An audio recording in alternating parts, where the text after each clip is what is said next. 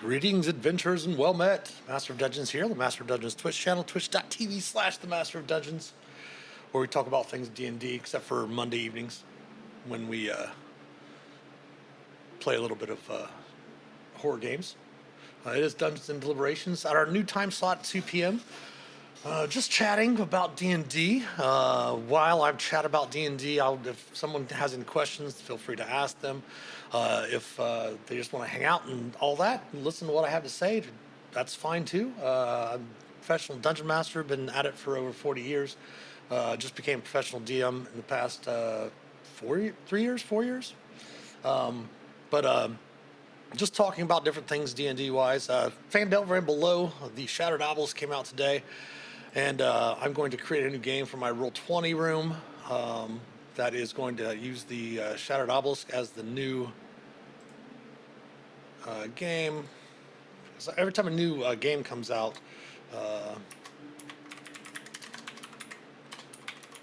or new adventure comes out, I should say, I always create a base room. So that way, if I have different clients come through or different groups of people want to come through and want to play the Shattered Obelisk, I'll have a base room for the game all ready to go. Oops, no, we want to add a new token set. Nope, that's not what we want. Let's remove that one and add our own.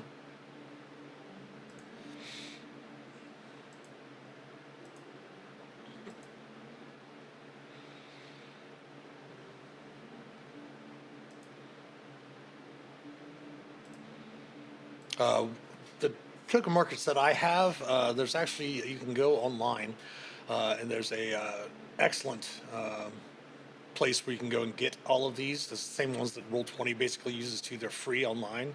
If you find the token marker set up, and I just go through and grabbed a bunch of those and created the different ones that I liked, the way they looked for different types of token markers. I need to redo my Dragon's Breath one because I did not put enough outer glow on it, so that when a creature has Dragon's Breath or something, they'll have that available to them. Okay, so we've created the base game. Settings, we're going to go through and do a few different things for the game settings. Not a whole bunch to change. I'm going to share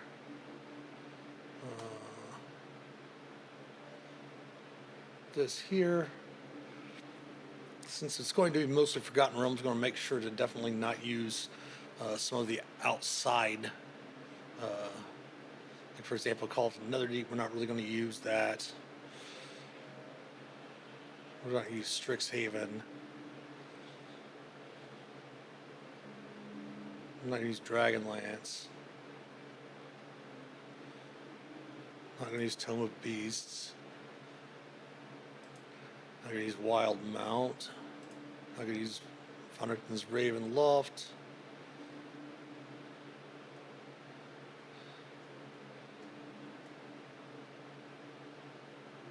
Save that.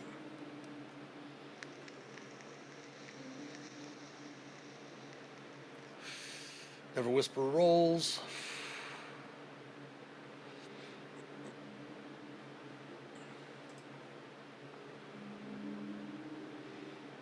Save changes. Go back to the base. It always asks you if you want to make sure you saved. And then let's go ahead and launch the game. One of the things we can talk about today too, as well, that I wanted to talk about was over the weekend. Of course, I had my virtual D&D weekend. We do that every month, once a month. So I think it's the second week in October coming up is when it is going to be. I guess it would be not this coming weekend, but 2 weekends from now. Not this weekend or the next weekend, but the following one is an October virtual D&D weekend. Getting that one in early because there are so many awesome conventions in October, so we've got to get that in there. But we do it once a month. We partner with Ballman Games and Wizards of the Coast to put on what's called Virtual D&D Weekend and run games. And over the weekend, I had a really fairly nice group of tables. They were all great players, all a lot of fun. on Saturday or Sunday, I should say, after it was a very long weekend for a lot of people. So Sunday's games usually are a little bit slower, but it made me think of something really to talk about because running games online is really difficult, especially when you're not using any video or anything like that. If you're just using audio, it's really easy for a player to, hey, it's not my turn, or I'm not involved in this situation, for a player to walk away from the computer, which, that's all good. Everyone can play the game how they want. If they want to be around the table the whole time, that's fine. If not, all good. But sometimes there's a lot of quietness where players do not respond to the DM, whether they don't care about what the DM's talking about, or the DM's happen to fill that time. So one of the things I was going to talk about today was also when you're a player, keep in mind the DM's a player as well. And when you put too much emphasis on, making the DM describe every single thing before reacting, be involved with them as well.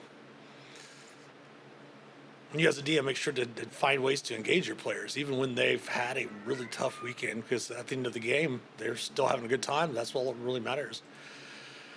So what we tend to do, and there's my familiar, she just woke up. I can't believe she cannot sleep through one single... It's almost like she can't hear, but it's almost like she automatically knows when I'm streaming, which is hilarious. We're going to come down here to creatures. We're going to go up here to we're going to hide the DM Roll 20 tips. It's really cool pages, though, because they do put up a lot of great stuff here for you, for the information for newer DMs, and help you out with all the rule tables, things like that, and everything. I'm going to go to the token page over here.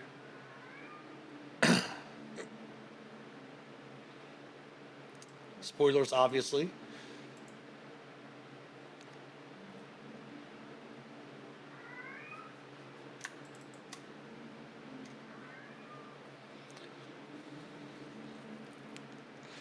But we're going to go through and Halfling Commoner, okay.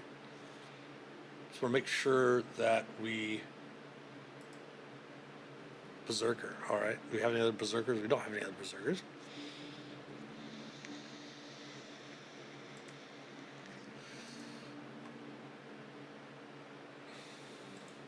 Make sure that the players can see the hit point bar. Update the default token. Open the character sheet. Make sure it's not whispering. Should not be whispering, but we'll see. Nope, always whisper rolls. It's supposed to be never. So we go through and change all of these in the base room. That way, when we make copies, for example, if we have a group of clients that want us to run this game, we can just make a copy from this room and everything's ready and good to go. We'll put our spell templates in here, put in some blank character sheets, things like that as well.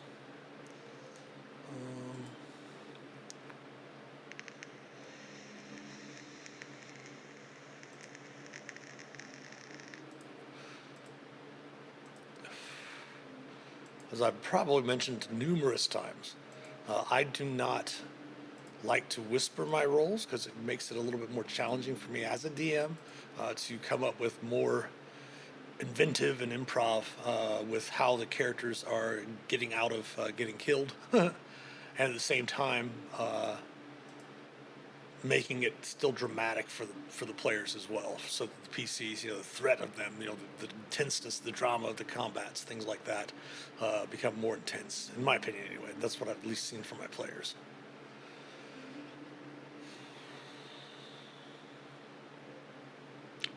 A little slow opening this guy.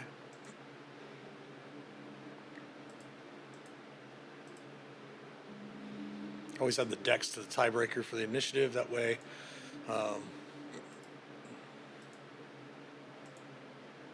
you can break ties.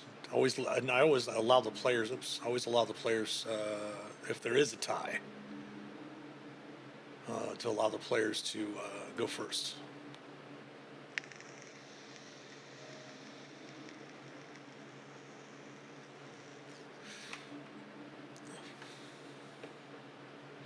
A little slow today on Roll 20, that's for sure.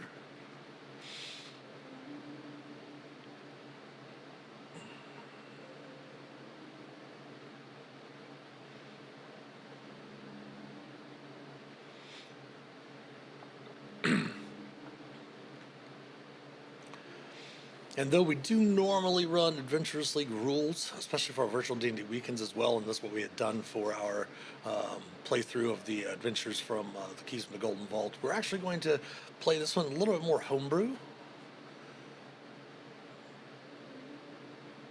If Roll20 is going to cooperate with us today, taking a big load time.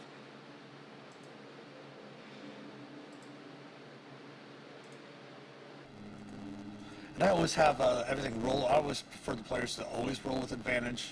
A lot of them don't feel comfortable doing that for some reason. But I always take the left, always have everything roll with advantage, and always take the left number. Unless advantage or disadvantage applies, then it applies the second number there as well.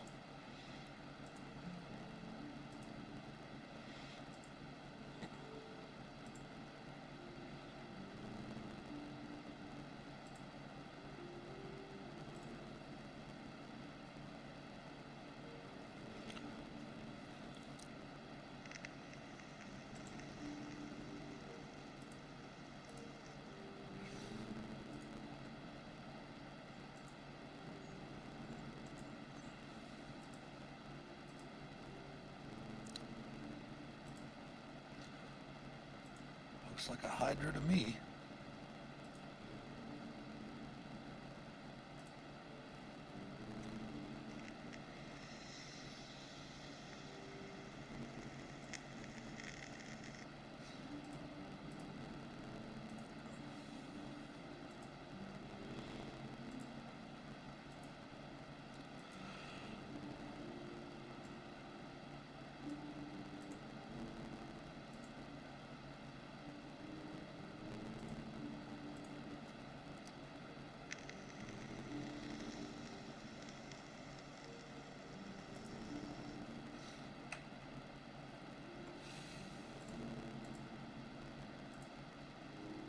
This basically gets us to go through and change all of them. That way we drag any of them out onto the maps. They'll already be updated. We'll have to go through and show the hit point bars of the creatures. I never show the numbers to the players, but I always do show. I know a lot of DMs don't show the hit point bars. I always at least let them see the hit point bar. That way they have an idea of how wounded the creature is that they're fighting, instead of having to describe it to them.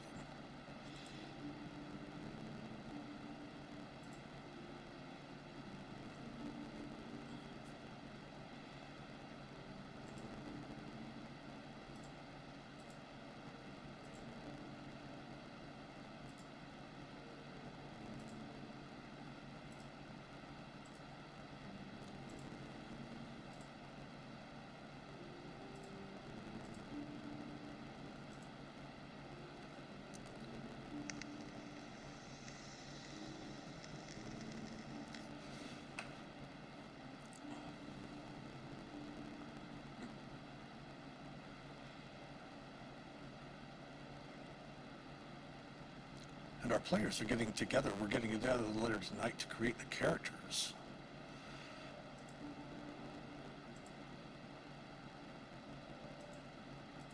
So we want to have a room ready for them.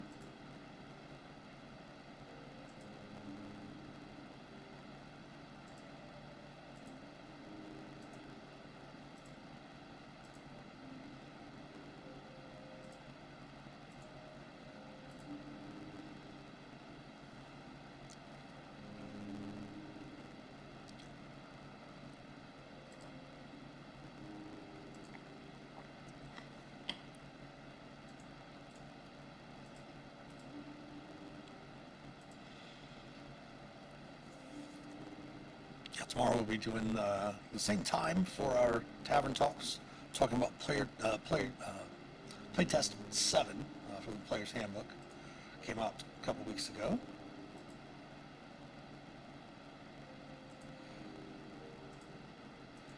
I am hitting update default token before and after I adjust it just to make sure it's done.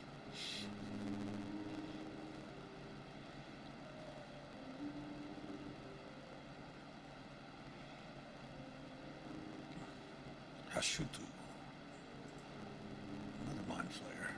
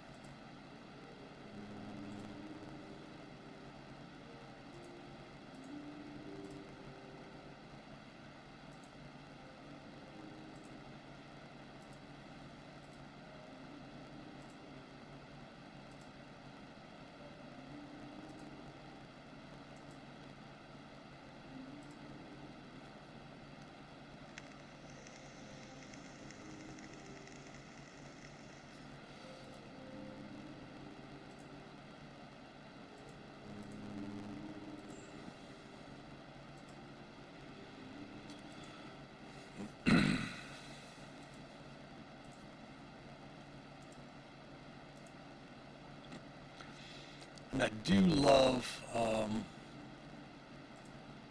that since they've started doing it since Wild Beyond the Witchlight, I'd love for them to go back through and update like the other adventures and like the monster manual and such like that. But they've updated all of the character tokens, all the NPCs and such like that, monsters, to actually have token actions up here. I had actually created a base. My friend had created the earlier version of it. We had created a base monster NPC sheet that we could fit in. It would fill in all of their all the token actions for us. But it's awesome that they've actually started adding those finally to the characters themselves, so the NPCs and monsters themselves. Oops. So that way you don't have to open up the character sheet all the time, which is nice.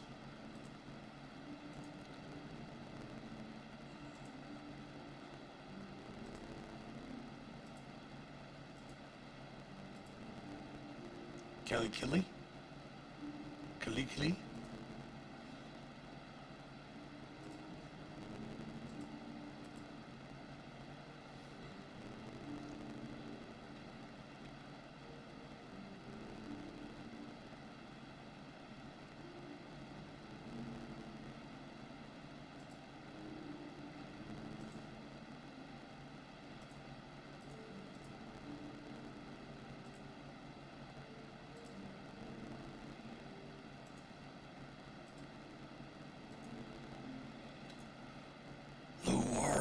Zell.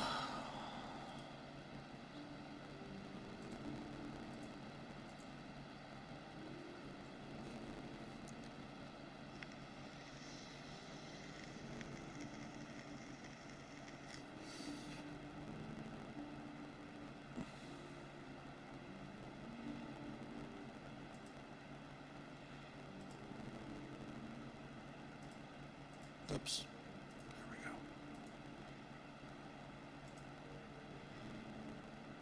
Young Gem Dragon.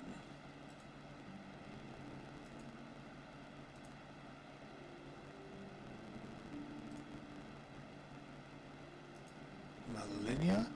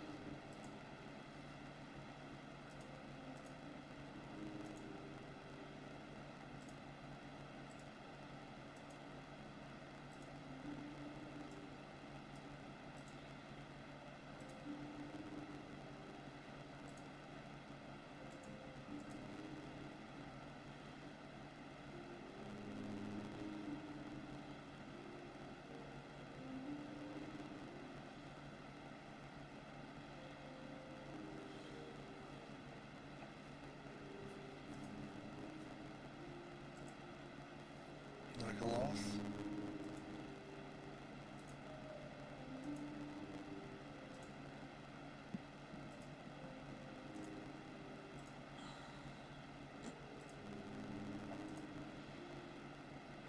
There's not a spider.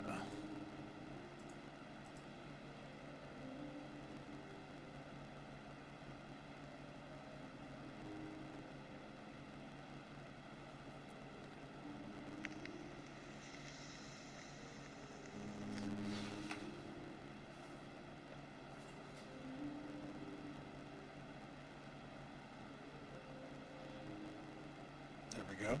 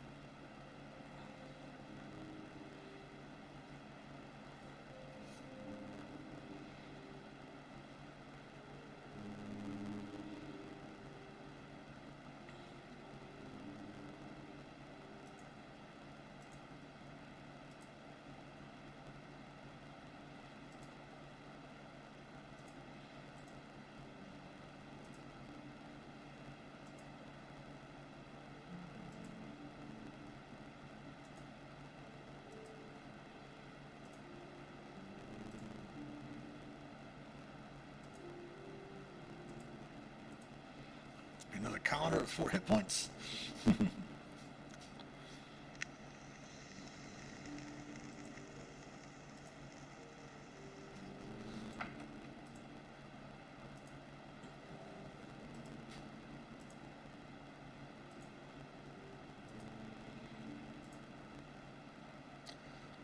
Thalen? Hemifel?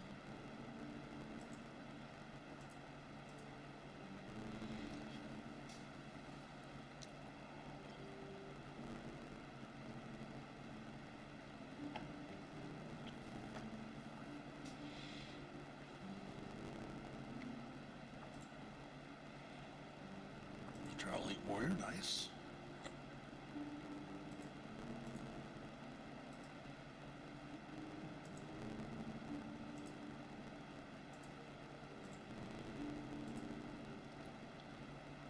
Antherix.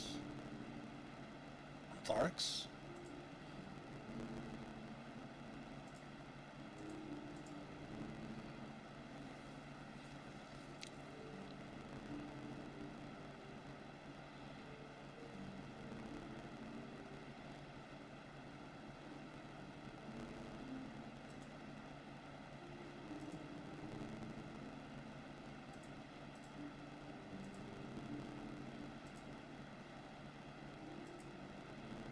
Human Mutate.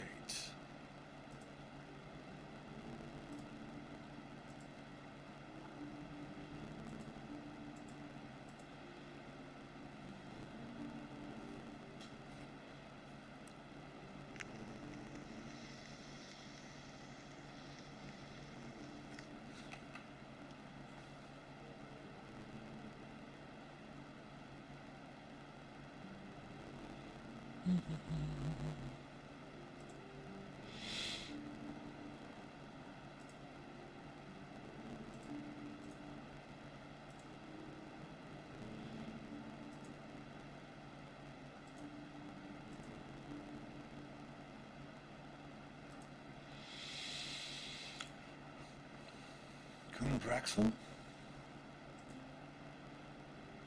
Another Mind Flayer.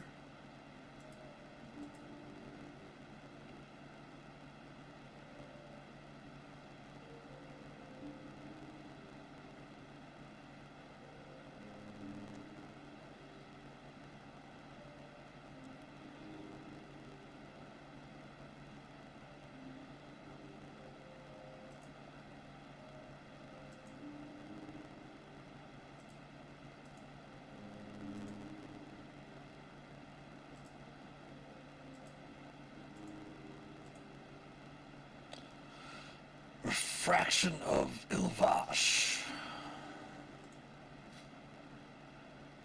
Ooh, he's a big one.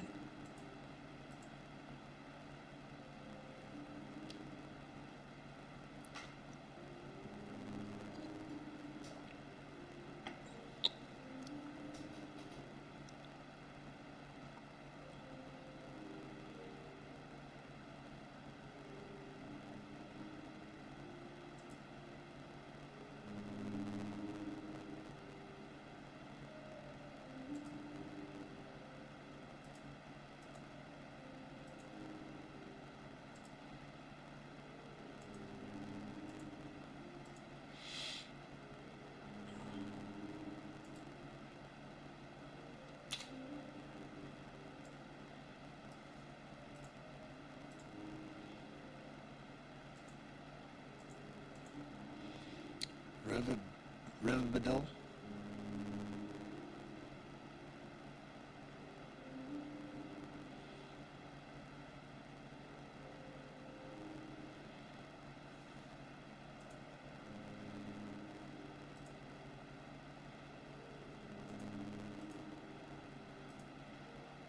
Deep Gnomes for Neblin.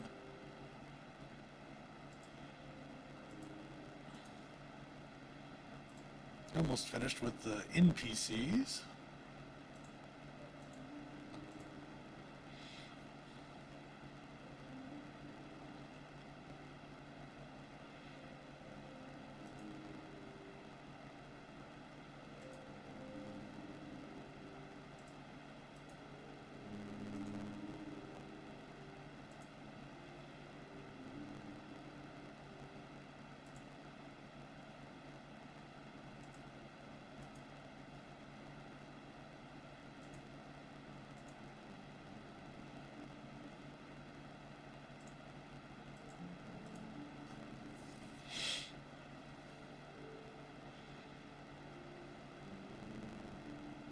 Shafi Lewin.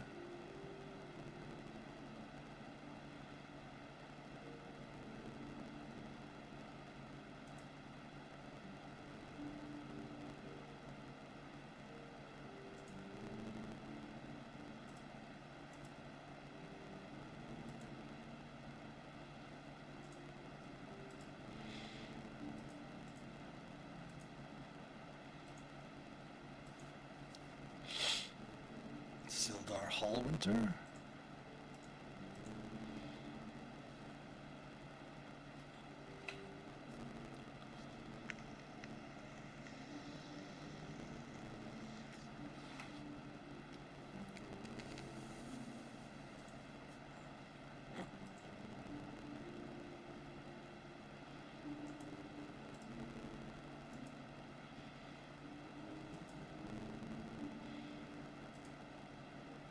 It does take a little bit of prep time, but once I go through and get all of this done, every copy of the room that I create will already be set up, ready to go. Instead of having to go through and adjust everything every time you go through to play the adventure or run the adventure.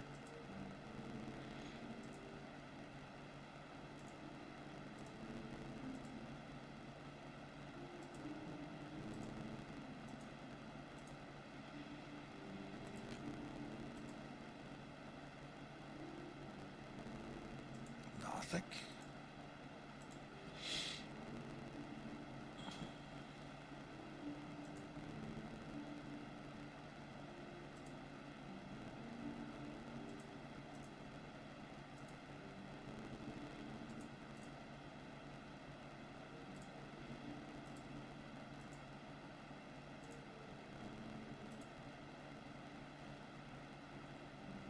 Some type of guardian or naga. Guardian naga.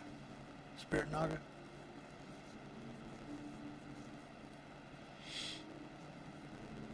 Valsix.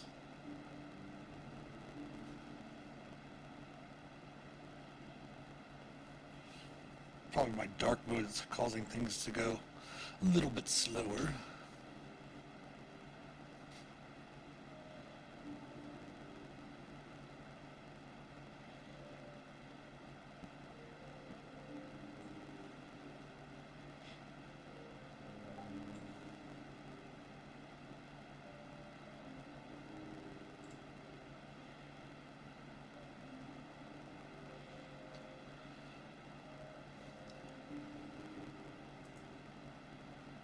Spirit naga, yeah.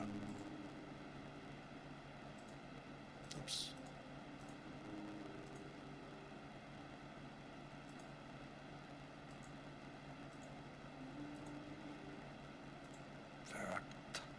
Varakta. Githyanki Lich, maybe? I don't know.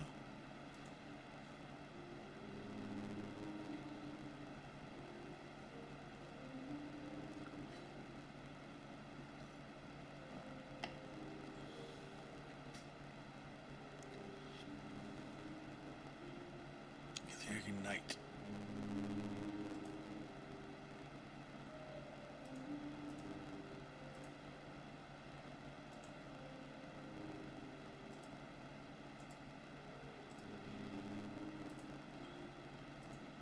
Volsh.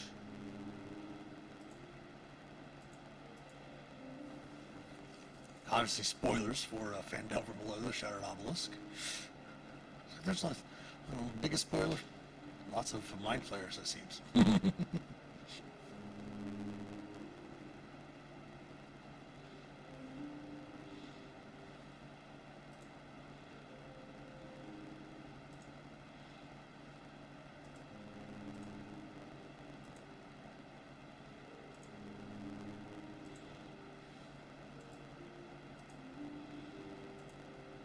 Yanfdel and Drow, too, it seems as well.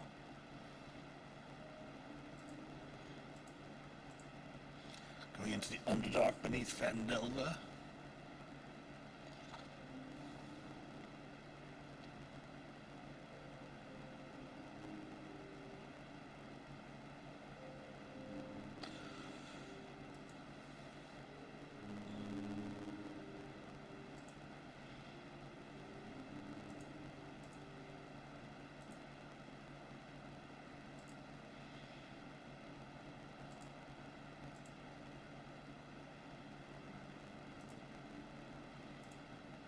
Zeond. Closet.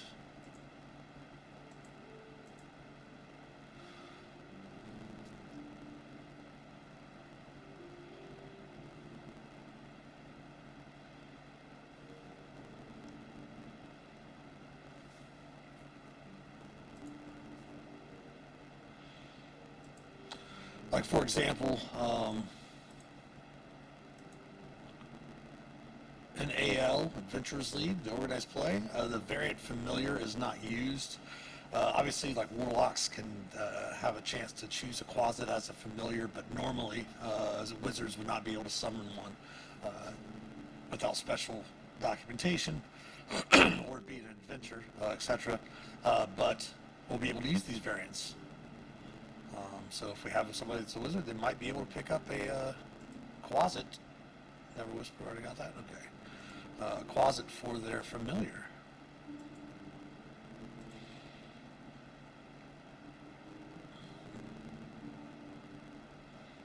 Ooh, new token for purple worms. Nice.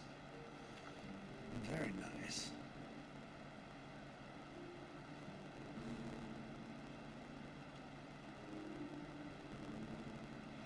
So yeah, now that we've got that set up, for example, anytime we pull out another Xenod, it will already be able to see that. They'll already be able to see its nameplates, and it will already not whisper rolls.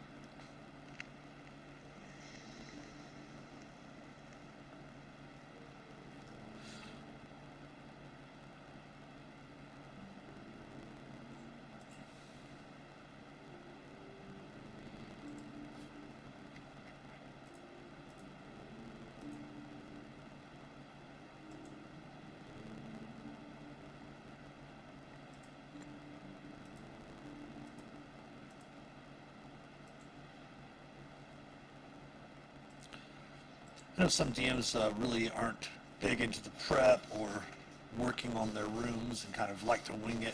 I don't know, something about it, for me at least, is just very soothing and like helps the completionist in me.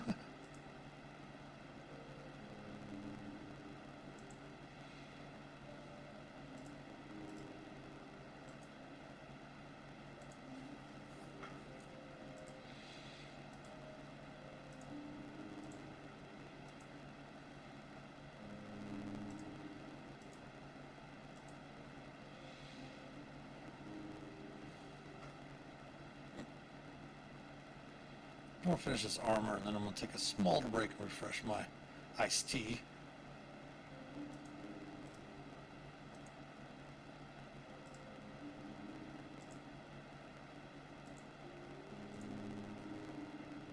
And we're gonna work on the Arcana Loft when we get back. All right, we'll be right back.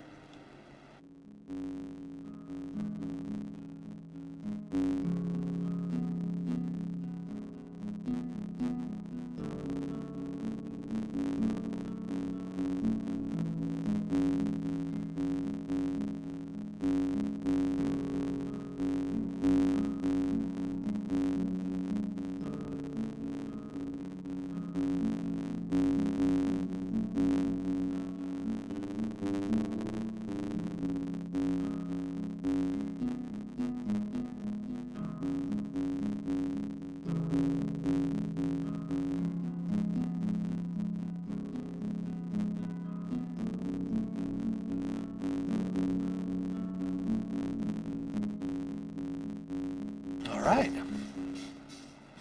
Got another viewer. Welcome in. Hope your day's going well.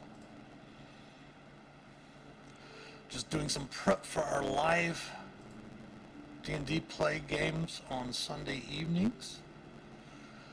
Getting a base room of the new Shattered Obelisk, Phandelver and below, Roll20 room for our players, and our Twitch stream on Sunday evenings.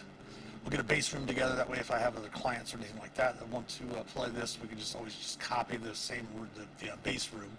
That'll have everything in there. We'll put in some character sheets. We'll put in our standard things that we put into all of our Roll20 rooms.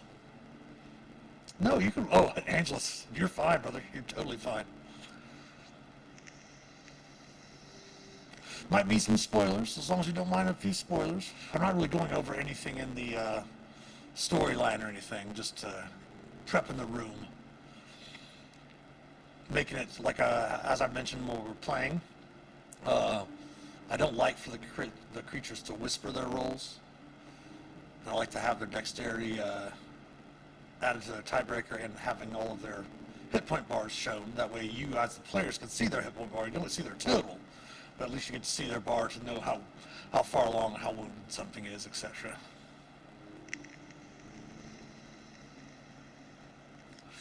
This Arcana Loft does not want to load up, does it?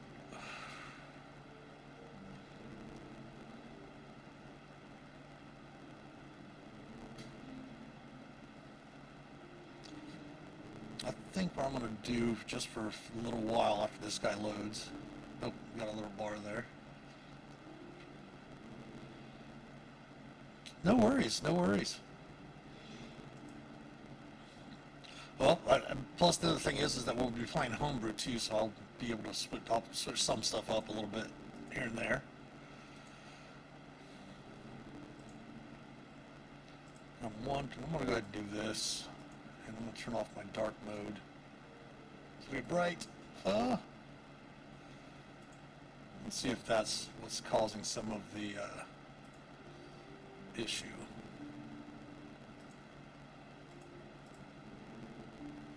The character sheet's opening.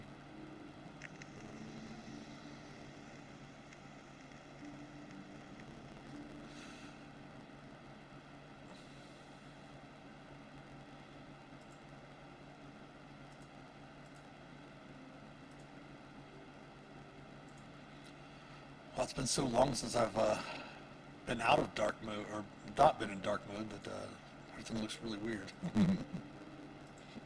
Although it's the default view. Spoilers for the Boom already? What do you mean by that?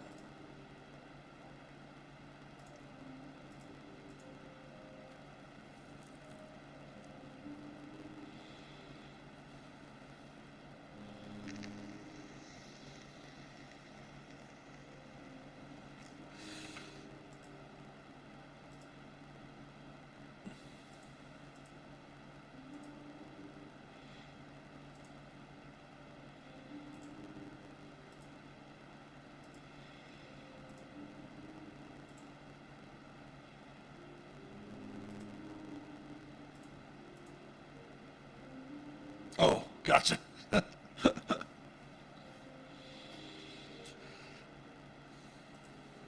it's kind of like I'm fairly adamant about avoiding spoilers myself for the most part. I know it's been available in my D20 or my D&D Beyond account for a little bit since it came out. It usually comes out before the book does.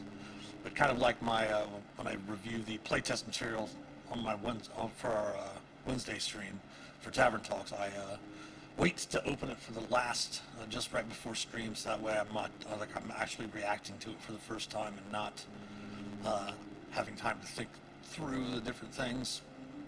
So far, it's been working.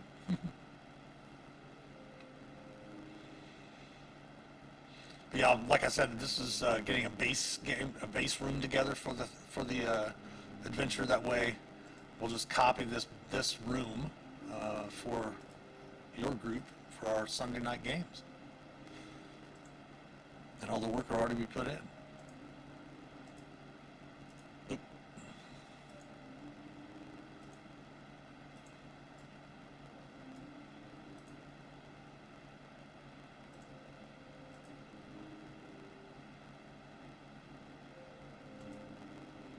There's my place there.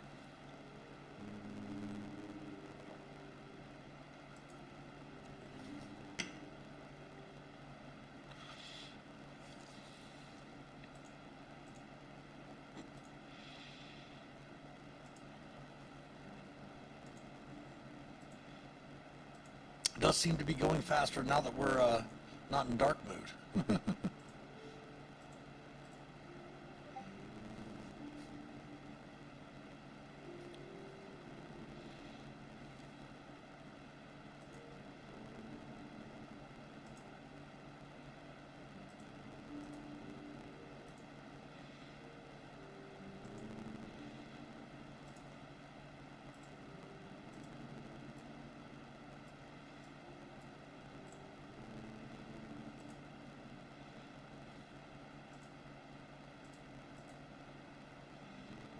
The eye rays of the beholder.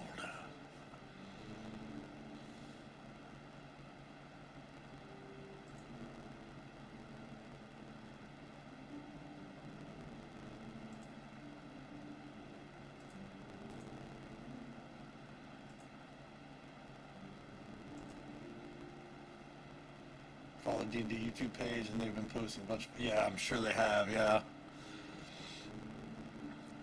That's why I didn't, they came out, it was, let's see, last week on Tavern Talks, was my first opening of Playtest 7, and they'd actually, the previous week, had put up a video about it before its release, and I actually avoided that because I didn't want to get any spoilers from it as well, yeah.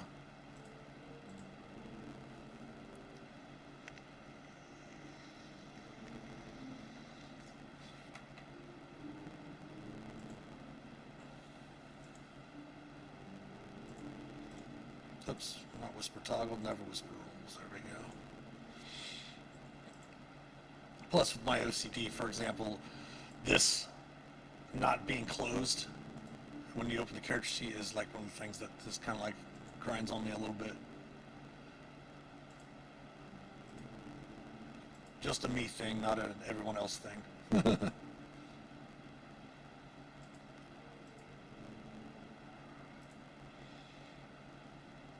Brain breaker. Ooh, okay.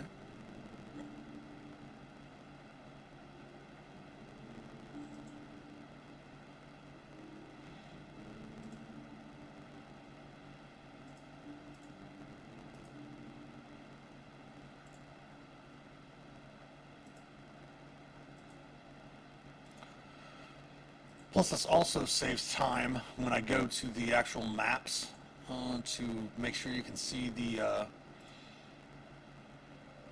hit point bars of the NPCs and monsters. I won't have to go through and adjust their character sheet to not whisper and things like that. They'll already be prepped. The tokens will be saved.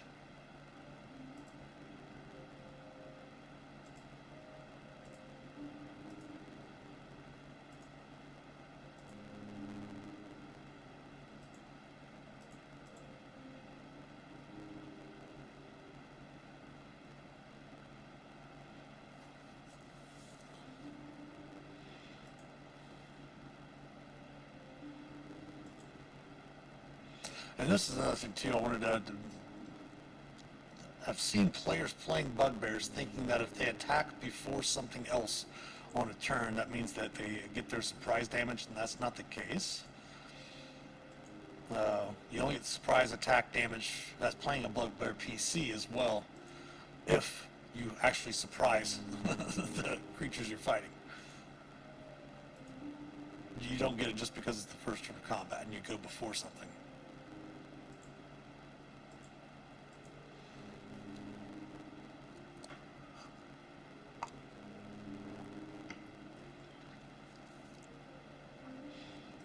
Whoa.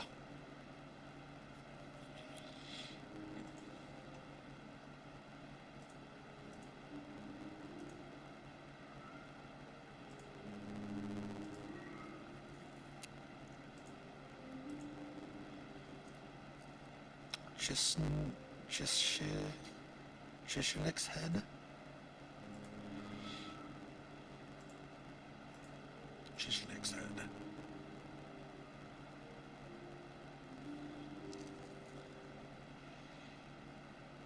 So I'm usually the DM in my house, and I'm used to following the new release stuff, so I saw a bunch of fun I had to play with you. Oh, no worries, no worries.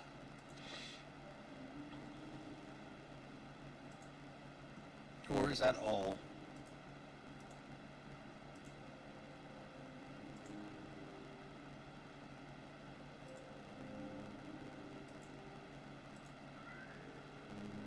Shoals. Nice.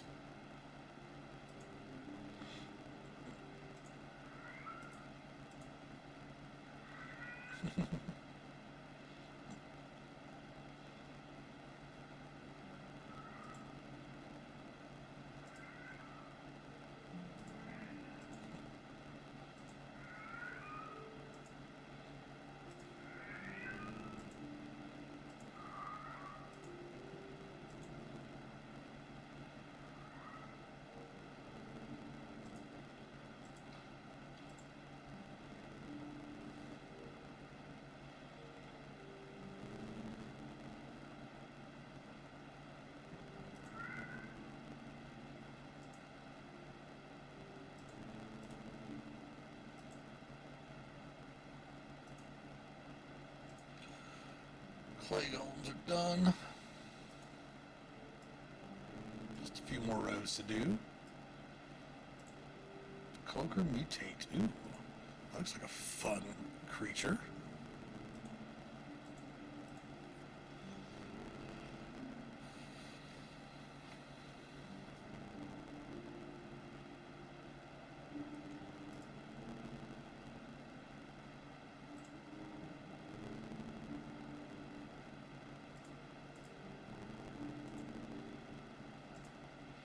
Cloaker mutate. Let's see what this does. This looks cool. Ooh, nice hit points.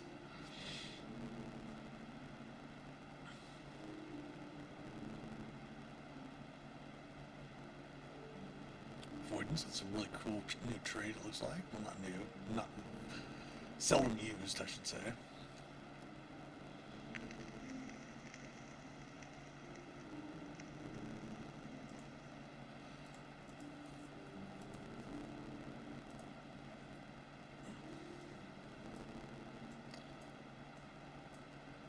New Commodore token. That's awesome.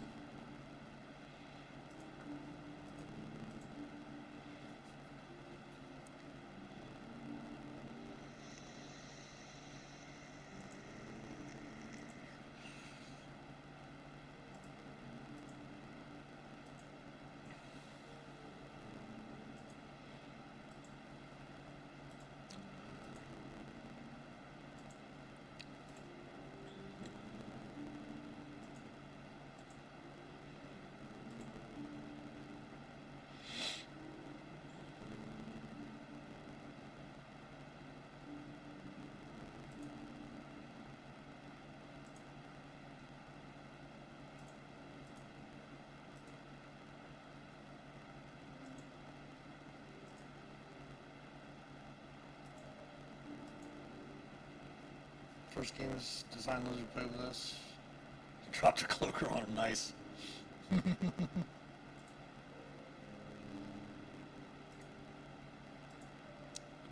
Crystal Grick.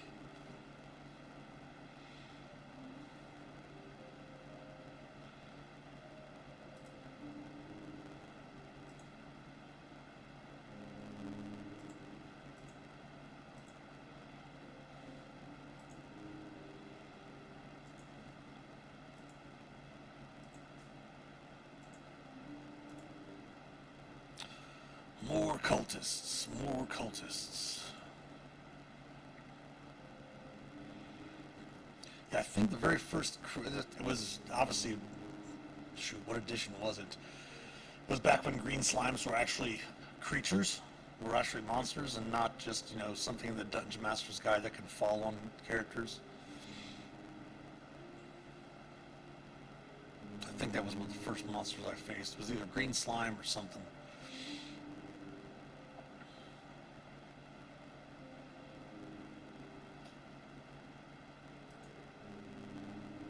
That was forever ago.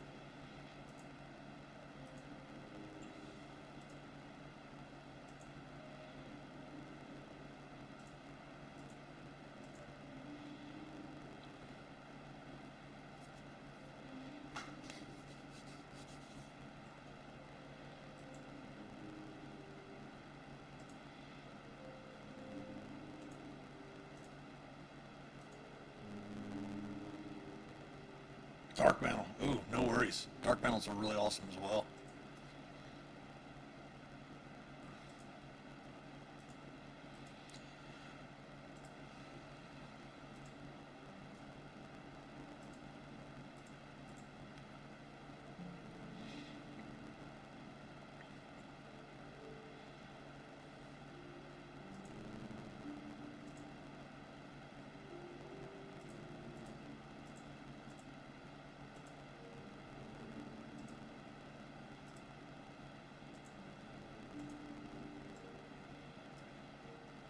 Dragon Cultist.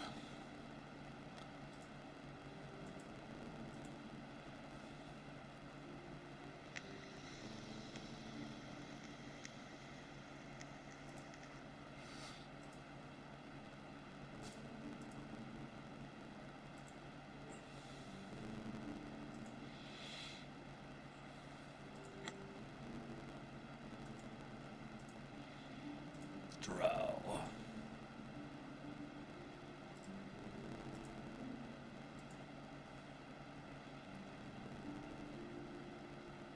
What's one of your favorite creatures to throw at your first level characters?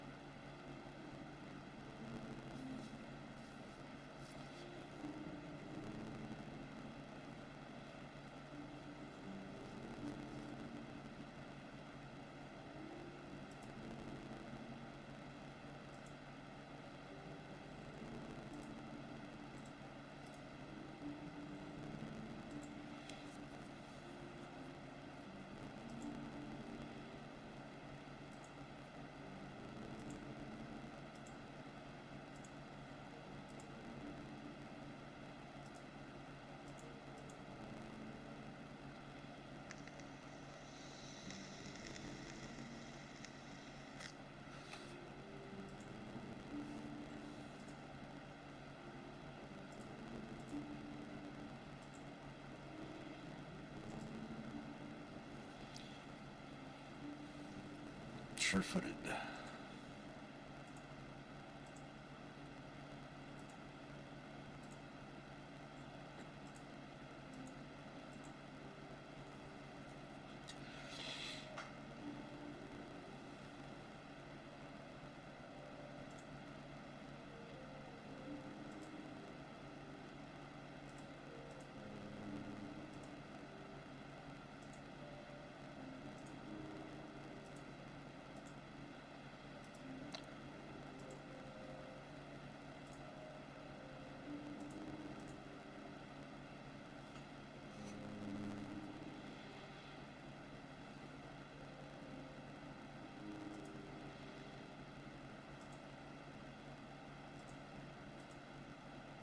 Usually goblins. They don't start first level too often.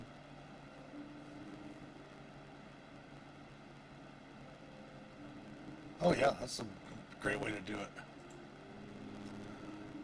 That's actually like the first adventure. I want to say the first one I actually played was Into the Unknown, like the brown module from the old Moldave box set back in the early 80s, where you actually, it was kind of like a Mad Libs fill in the blank dungeon, which is pretty cool.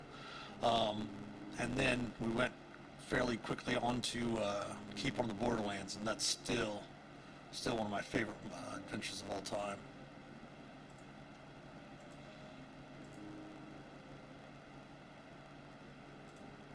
Cephalon Cluster.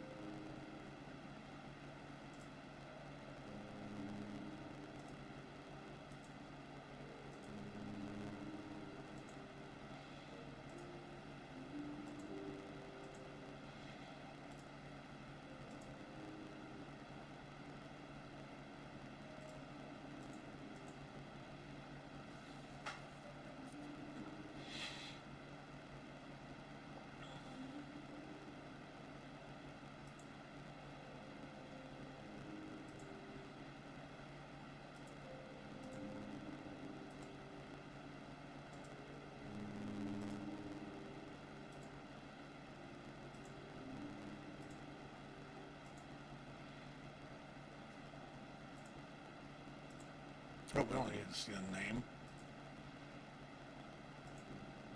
There we go.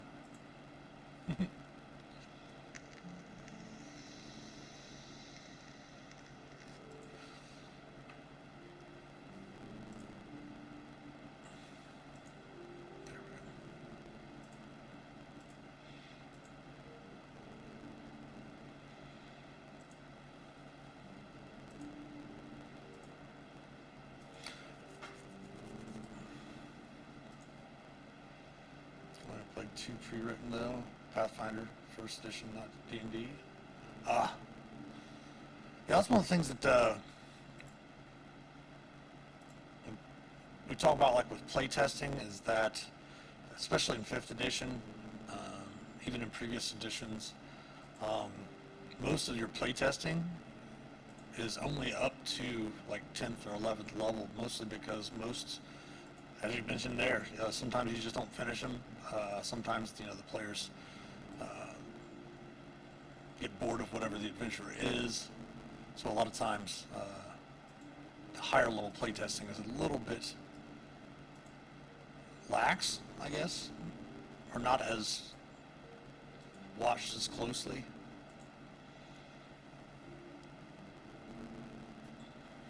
That's why we have to be really careful when we're writing, especially like today and tomorrow. I'm finishing up the plot and such to give off to my co-lead for the Dreams of Red Wizards for our first Tier 4 adventure. And we got to be very careful about balancing the encounters, because in Tier 4, in 5th edition at least, it's sink or swim basically. Either the characters are too overpowered for the encounter, or the encounter is too overpowered for the players, for the PCs. So we just have to be really, really careful about making sure that they're difficult, but at the same time they're not, gonna TPK the party every time.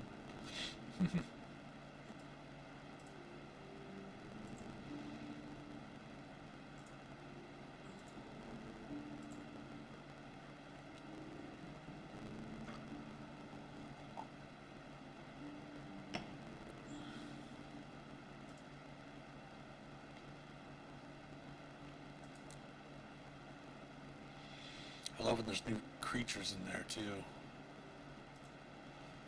Fill out the survey over there asking what you want. I was like, give us more monsters, give us more monsters.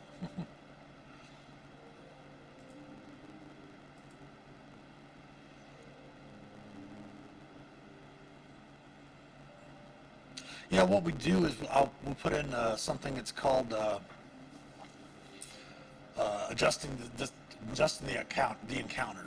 Basically, it's the way is kind of like a little formula of figuring out what your APL is, which is what's called your average party level, and you basically take all the characters in the group, what their levels are, add them up, and then get the average, and that's your APL, and then you can have, like, for example, when we write Tier 4 adventures, we write them for level 18 is the APL that we write them for. And then we have adjustments that we put in the, like after an encounter, like say you're going to fight a bunch of, CR 16 stuff or something. You'll have, okay, if there's a weak party, for example, this is written for 18th level, but if you have a weak party where everyone's like, there's fewer players and they're all 17th level, here's how you can adjust the encounter. If you're playing, a large group of players and they're all 20th level, that'd be a very strong party. So there's an adjustment after each encounter for like a weak, very weak, strong or very strong party. And most of the times, if you want to play death mode, we always tell them, hey, just go with a very strong party, and that'll give them a tougher game, especially for Dreams of the Red Wizards, because the Dreams of the Red Wizards storyline was invented, I don't want to say invented, was first introduced when Adventurers League had something called historical and masters play. You had seasonal play, which was for example, seasonal play would be playing Phandelver and below, because that would be like a new season coming out, and they'd have different what they call DDAL modules that would come along with it that would kind of mirror the hardcover.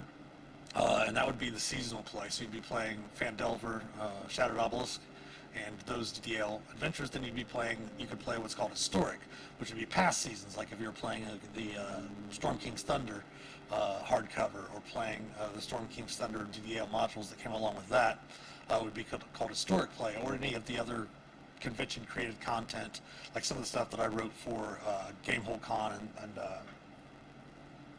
Baldwin Games would be considered historic play. And they have what's called Masters play. Masters play was introduced for the players that are more optimized. Back in the day, we call them min-maxers, but the players that are more optimized for their character is mostly all about combat, and that's what the Masters campaigns were written for, was extremely difficult. And some players, I don't want to say all players, but a lot of players, I pulled like close to 500 of them, I think, before we started doing the new series, the new story arc for Dreams of Dead Wizards, said that one of the reasons why they didn't play the Dreams of Dead Wizards or play Tier 3 or Tier 4 is because they didn't like to have optimized play. Sorry, I'm getting lost in what I'm doing here.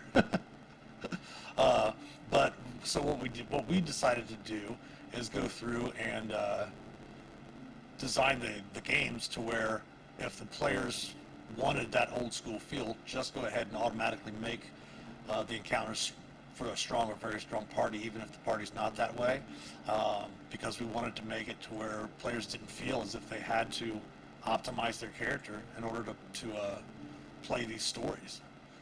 We've got a little bit of blowback from the players that optimized players, which is fine, it's okay. They still have their option of being able to optimize their characters and play it at a harder version.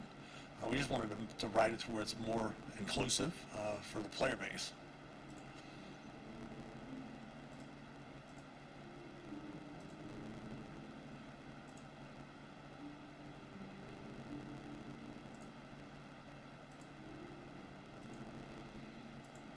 Forge of Spells Spectator, interesting. Captain King 2000.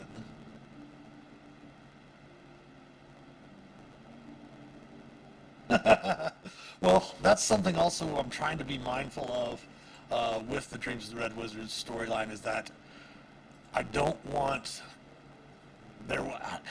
to me, it's all D&D. It's all about having fun. I know some people get a little upset about certain things. Like, I know that some players, there was a stink for a little while, which is understandable. I mean, everyone has their views of how stories go, but they were kind of not fans of the way Season 10, which was the Rime of the Frostmaiden, Icewind Dale, the Rime of the Frostmaiden.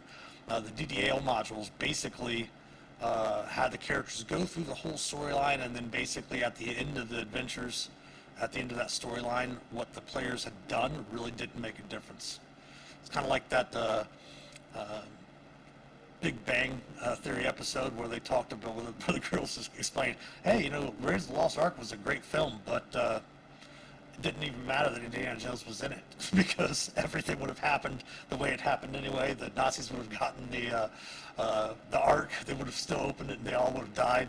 And all that, which is basically, they didn't have really any impact on the story. So that's why we're trying to be, at least I'm trying to be mindful when I'm plotting out the storyline, that, like, we had one that premiered this past weekend that one of the DMs, and he's a great DM, I really, really dig his input and his reflections. He was kind of upset a little bit about the fact that in this most recent one, the last Tier 3, that the players lost, because we specifically wrote the adventure, or I wrote the plot for it specifically so that the characters would not be able to stop the bad guys from doing the situation, to give them a sense of, well, wait a second, what are we doing? But then, for example, in the upcoming one that I'm finishing up today and tomorrow, and is going to be premiering in November, the players are going to have the opposite type of situation where they're going to have a chance to either win or succeed or fail. And them succeeding or failing is going to have repercussions later on, especially the finale, which is going to be the final Tier 4 Epic, which is a multi-table event where all the players, DMs, all run and play the same game. They can interact with other tables and stuff like that. So that's really trying to be specific and trying to make sure that we don't have the players have a situation like you said. Oh, it's just all a dream.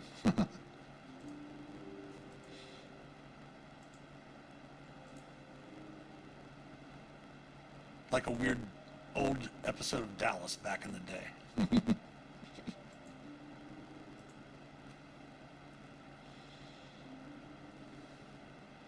Yeah, we're just prepping our base room for Phandelver and below. That way we have any client games or run any for virtual D&D weekends, or, for example, we're going to be running it on Sunday evenings for our live play game on Sundays. That way I don't have to do any extra prep later on down the road. I just do it all at once, and then just have to go copy game, and we're good to go. We'll put in our spell token, or our spell templates, put in some handouts for the universal handouts for the players, things like that.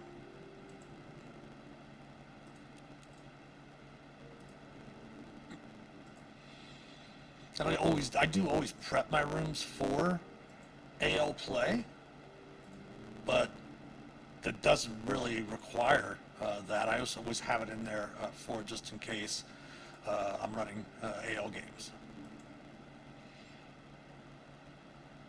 AL is not really doing anything specific. Yeah, Wildbound and Witchlight was the very first season that they didn't do any AL stuff for it, but they introduced their Dungeon Craft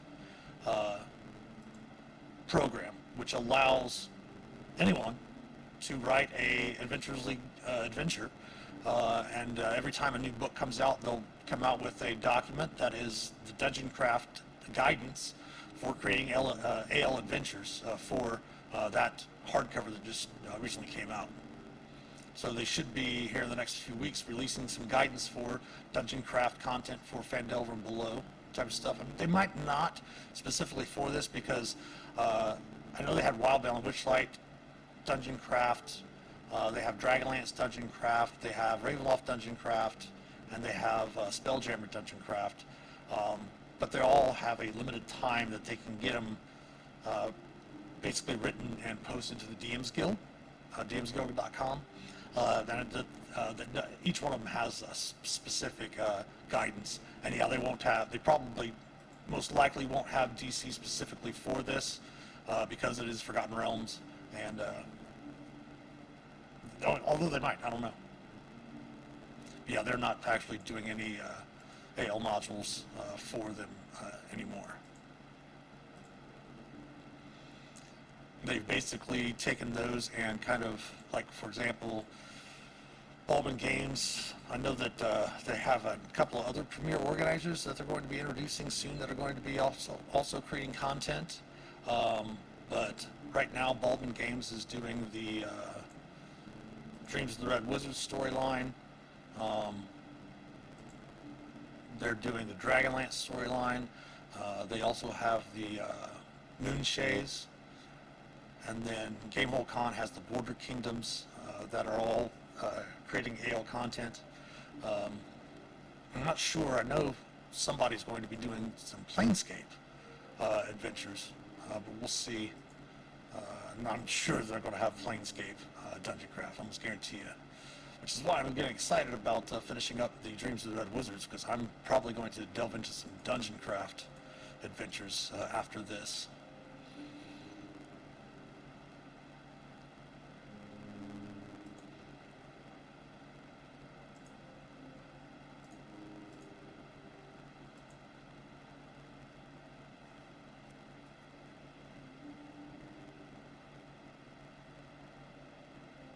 Oh, I'm sure that they're probably going. I'm pretty sure for the virtual D&D weekends and such like that, that Baldwin Games will be running chapters of this for the virtual D&D weekends, definitely.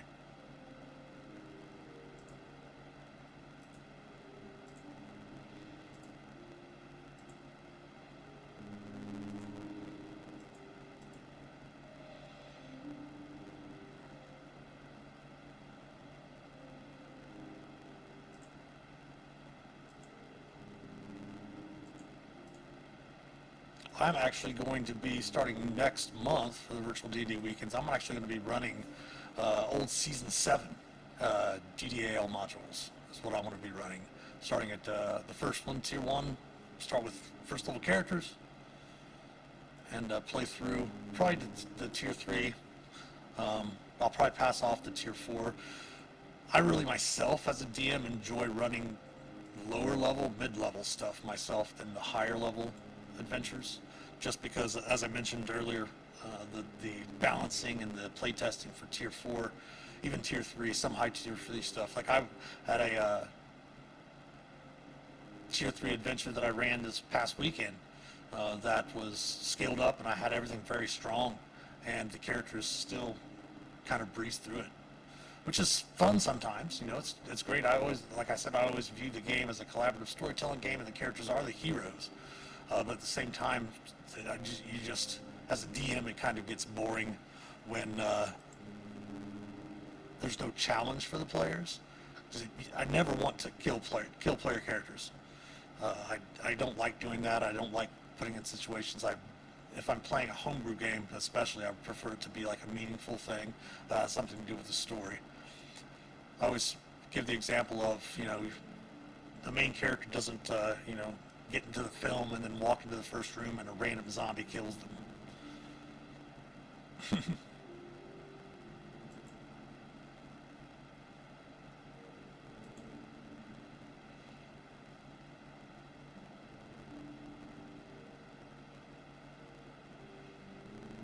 That may have been you over the weekend.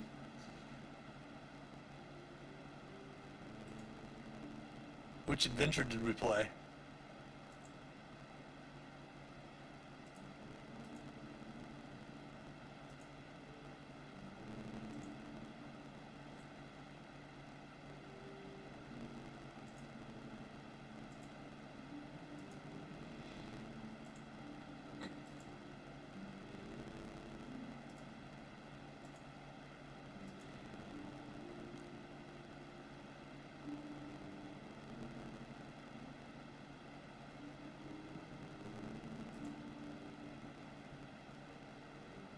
Oh, no, no, no, that was a lot of fun. That one was a blast. Oh my goodness, that one was so much fun. The Heart of Ashes. The inventiveness of that was great. No, I had and don't get me wrong, the Friday night group was an amazing group. We played the new adventure that was from the Giants of the Starforge. And like I said, I don't mind if the players breeze through an adventure, as long as they're having fun. That is my main concern, just to make sure that the players are having fun. Because I don't want, like, if I sense that it's kind of getting boring to me, I don't want them to have that same type of feel. I don't want them to feel as if, oh, this is just too easy or anything like that. You know what I mean?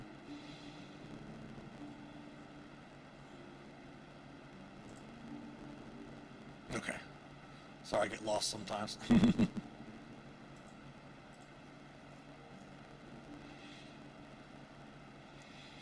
Yeah, like the first stream with Drew Barrymore.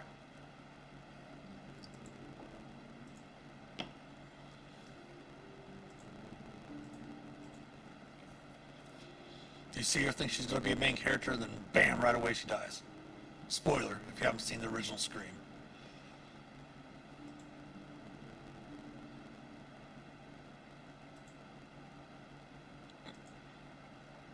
Spoiler: Darth Vader is Luke's father.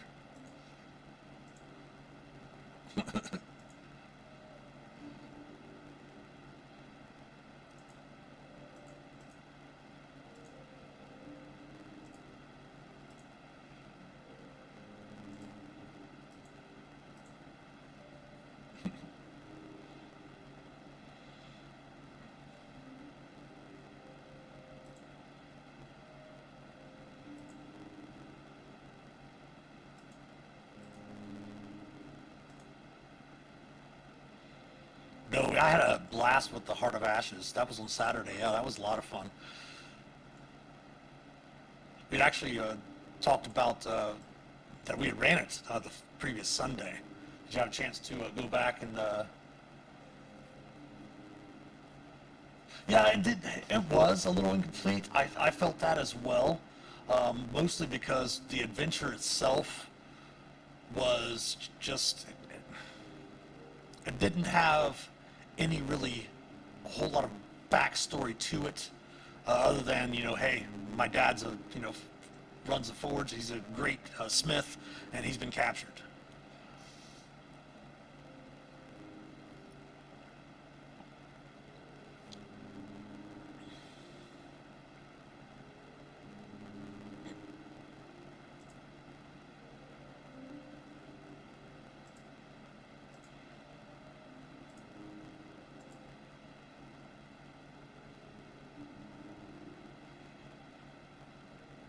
Oh yeah, I would say so, Angelus. Yeah, probably. That'd be another good example. Ooh, another new goblin art. Nice.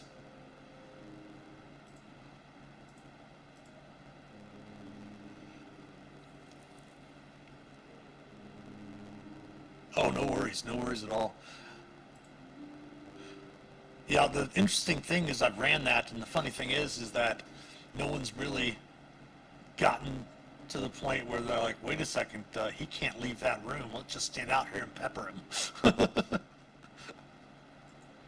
Spoiler.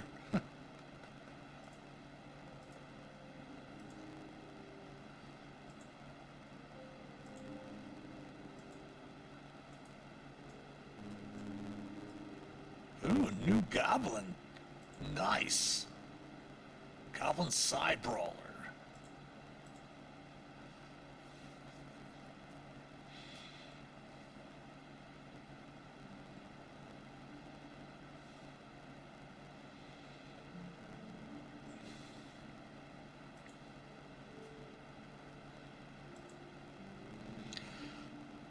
Yeah, we, like I said earlier, we moved our streaming Tuesday and Thursday streams to 2 p.m. Eastern instead of later in the evenings. That way we have not only a chance to maybe do some other live D&D games in the evenings, but to just hang out and chat.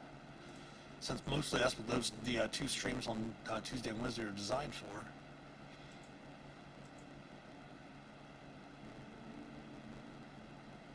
Yes, that was where she was at. Yes.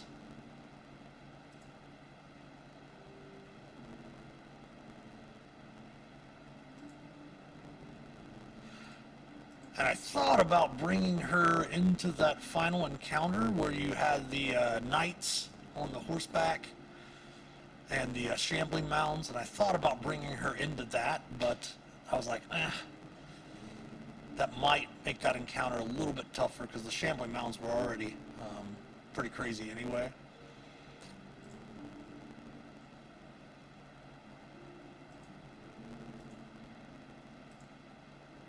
Did I?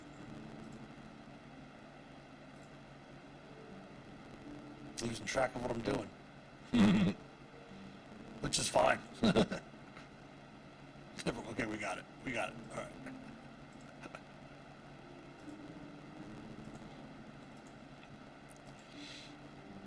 Goblin Side Brawler.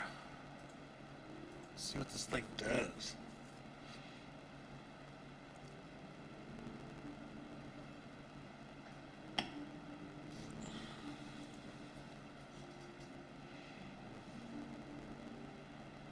Ooh, is that a telekinetic shove?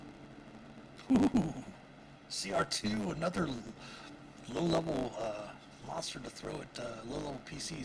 Sweet. I love it.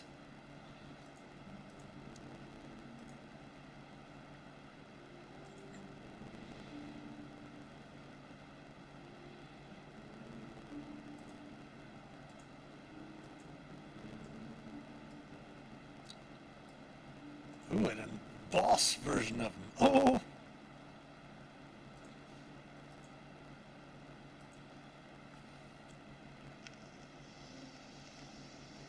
Yeah, because if I didn't think about it at the time, because we probably could have put her in there as long as the figurines had been spread out. That probably would have might have made it a little bit easier.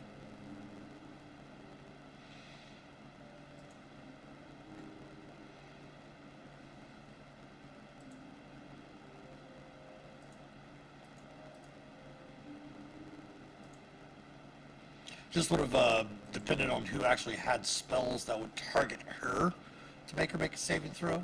I mean, I told the Dead's a great one, example to have something like that, because then she would have disadvantage on the save. She would take the necrotic damage from the Toll the Dead, plus she would take the psychic damage on top of that, which is pretty nice. Synaptic Wren.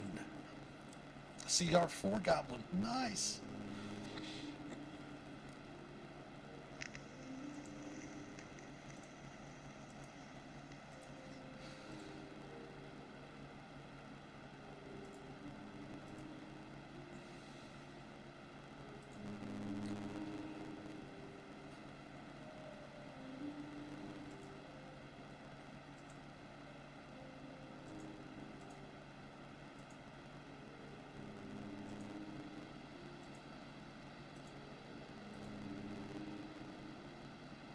Oh, that's true. That is true. You were playing the Blade Song. That is very true. Do you have a level 2 in Rogue as well?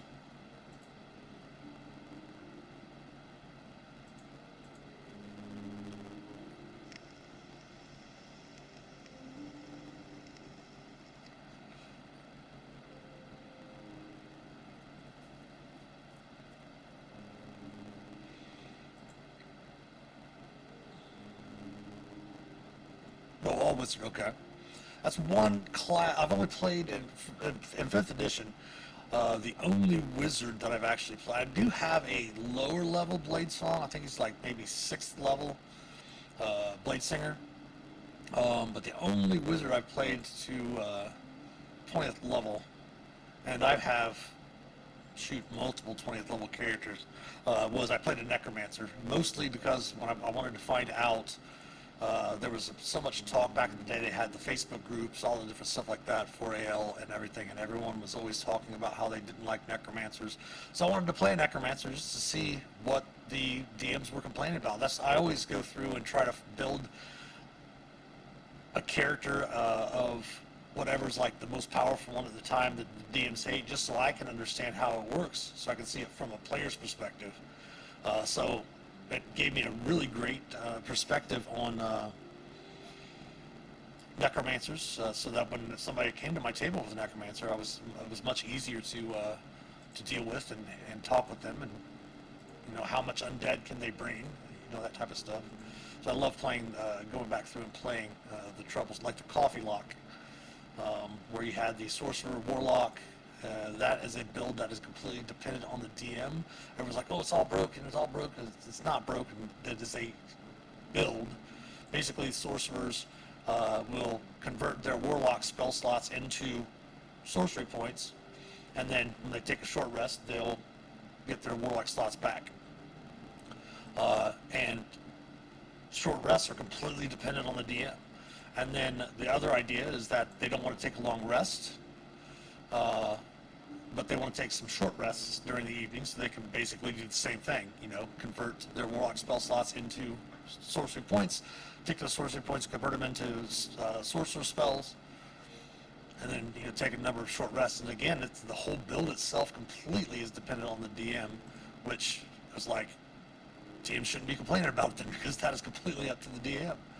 We actually, I ran a game where a friend of mine was playing a coffee lock, and we worked it out to where eventually they would get to the point, once you got to 5th level spells where you could have greater restoration, you wouldn't ever have to worry about not taking short rest, because if you failed your con save and you got a level of exhaustion, you could just cast your greater restoration, you lose that level of exhaustion, and then you just rinse and repeat. And the majority of the time, most of the spell slots are like 1st level shields,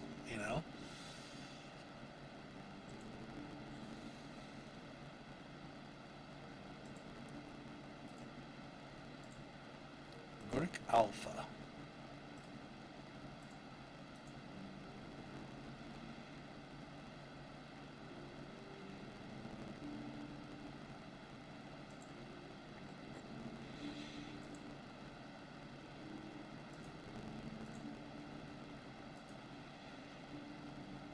But yeah, for me, like I don't ever have qualms with players going through, kicking ass and taking names. As long as they, like I said, as long as they have fun. That is number one priority. I've heard many a DM complain about, oh, they're just too powerful. Like my monsters couldn't do anything. I'm like, first of all, don't look at them as your monsters,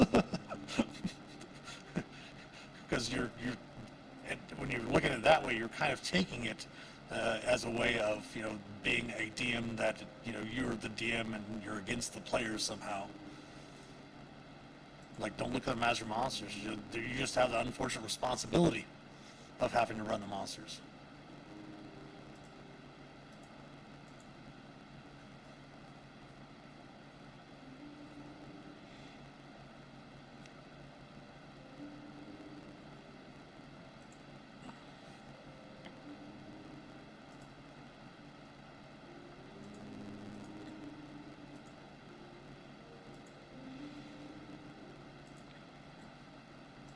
Yes, all of this does seem a little tedious, but at the same time, like as I mentioned earlier in the stream, for me it is actually fairly relaxing.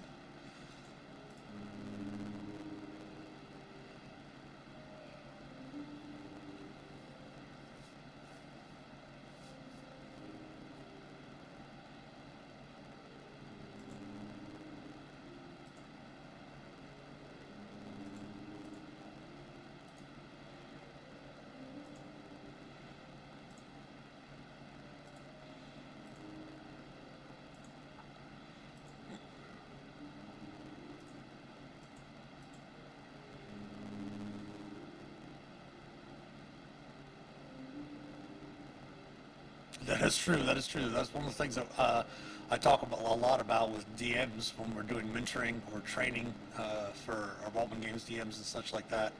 Is that preparation is the key.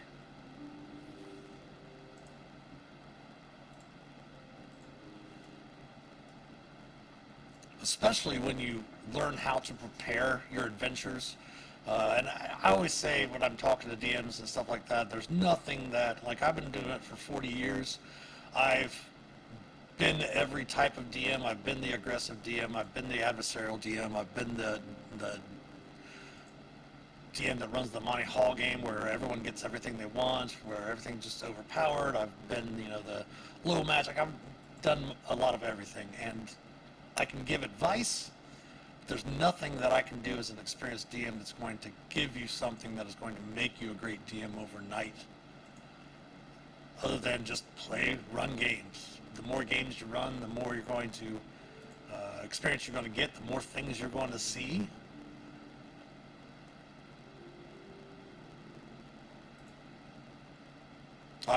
One thing I would always do ask DMs though is that if they feel like they're in a rut or they feel like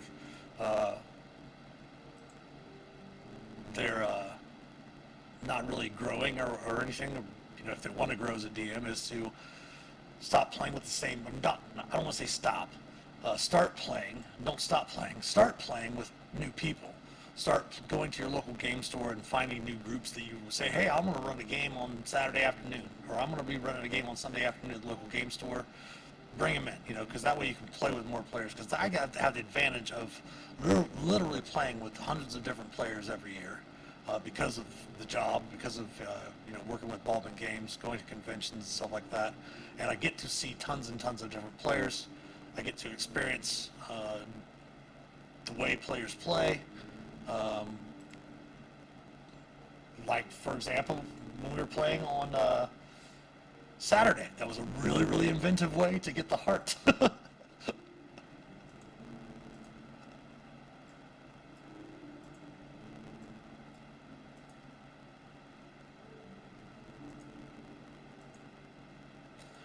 another thing too about the preparation, which is great, especially for running like conventions and things like that, is that if you know how to prepare yourself and become fairly good at preparing for your games, so that and what I mean by preparing too is I'm not talking about like you can never prepare for everything the players are going to do, and the way you do prepare for that, I know it sounds weird, is to remember what you tell the players. The players only know what you tell them. If an adventure goes off the rails, it's generally because you as the DM have given them something that they didn't need to know. or told them something that is not part of the adventure, or that you've gone off on a tangent, and because the players only know what the DM tells them of the what's going on in the adventure. But preparing allows you, like for example, we go to Gen Con, and a DM, it always happens, a DM unfortunately gets sick, can't run a slot, or someone can't make it to the convention. They need to find someone to fill in. Sometimes you will get an adventure and I have to run it cold. You've never even read it. Like I had to, a few years back, had to admin Epic, and I had never admin an Epic before. I'd never even read the adventure. But because I knew how to prepare myself, how to prepare adventure, where the beats are, where everything is, I went off fairly easily. I've ran tons of adventures cold at conventions because someone couldn't show up.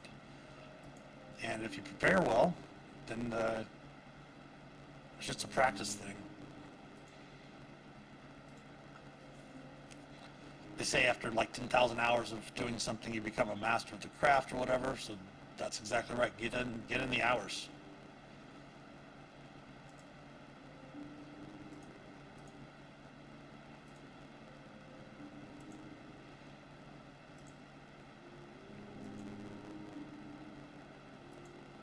Intellect stare.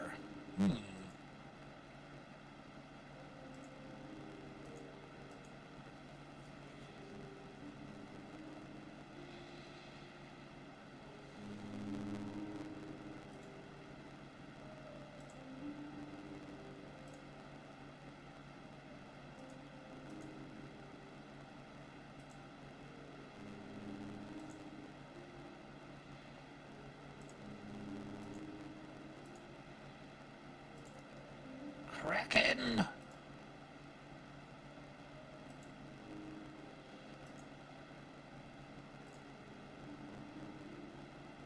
Release the Kraken!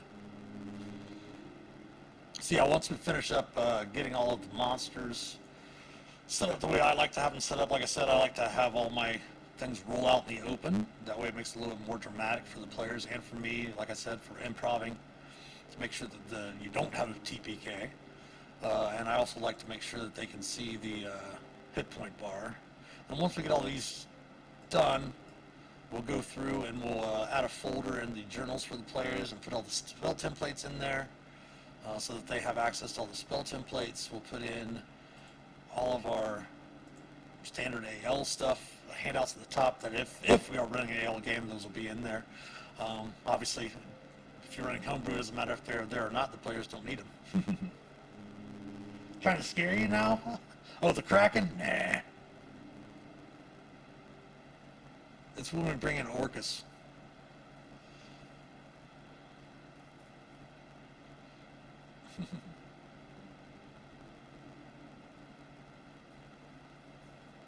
"17 messages were deleted."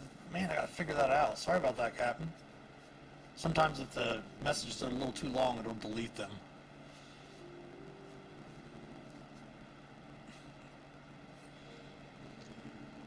What's going on, Bill 20?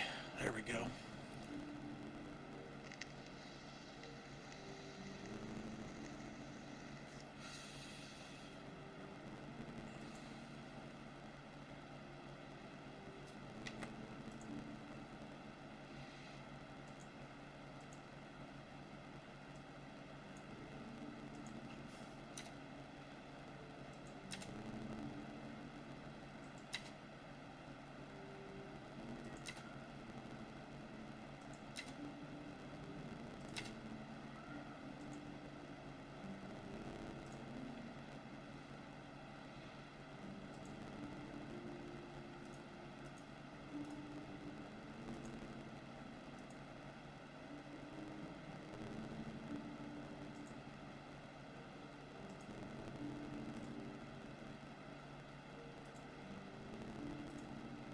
Mesaloth.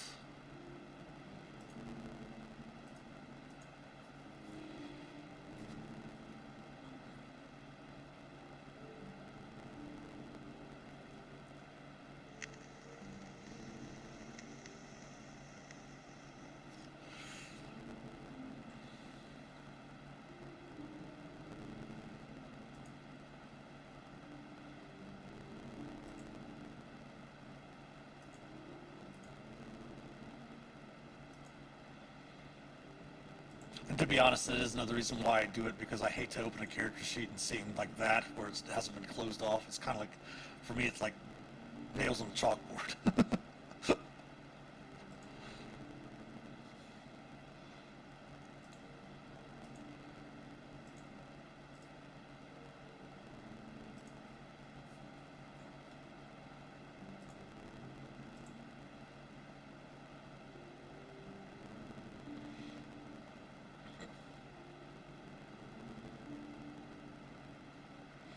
So that is a Streamlabs setting, not a Twitch setting. We'll have to go through Streamlabs and fix that.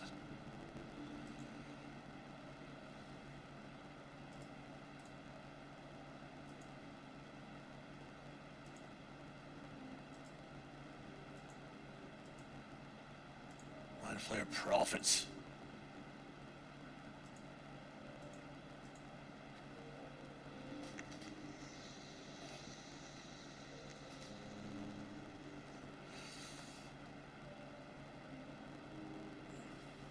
Trying to time you out. Holy crap. I'm definitely gonna have to fix that. That's bullshit.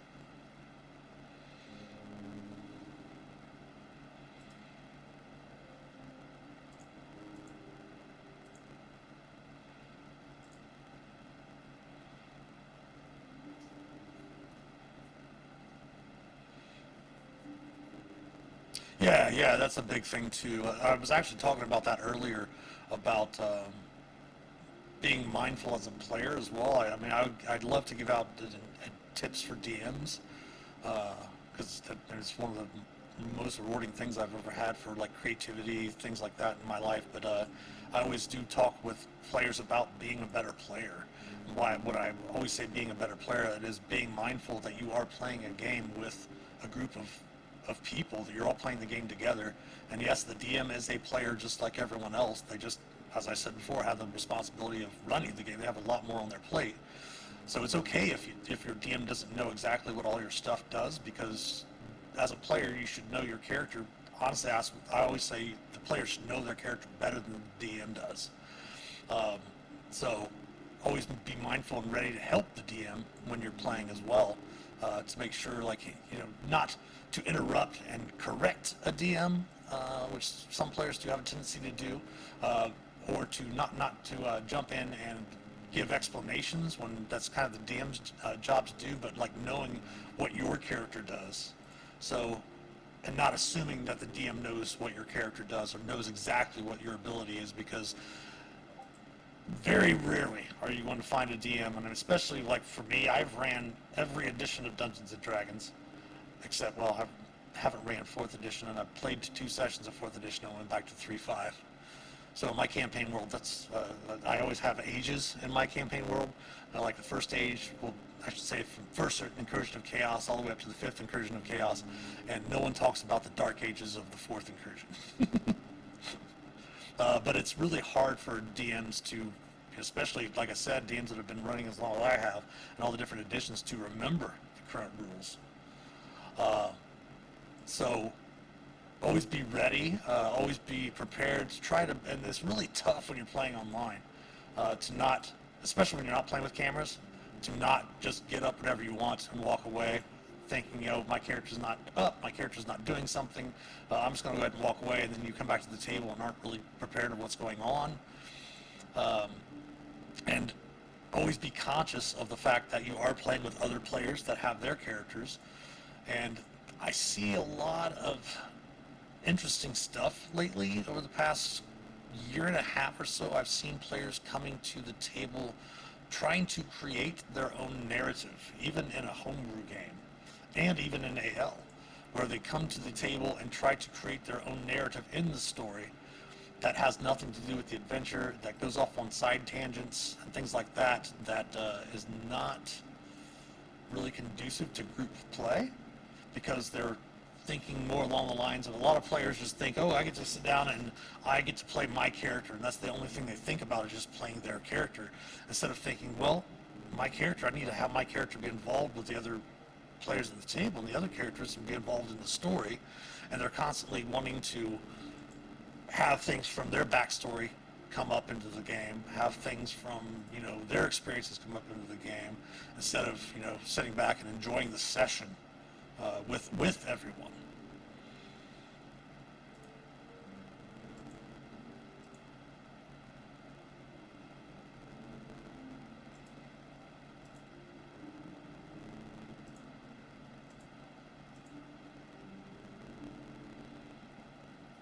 Jelly.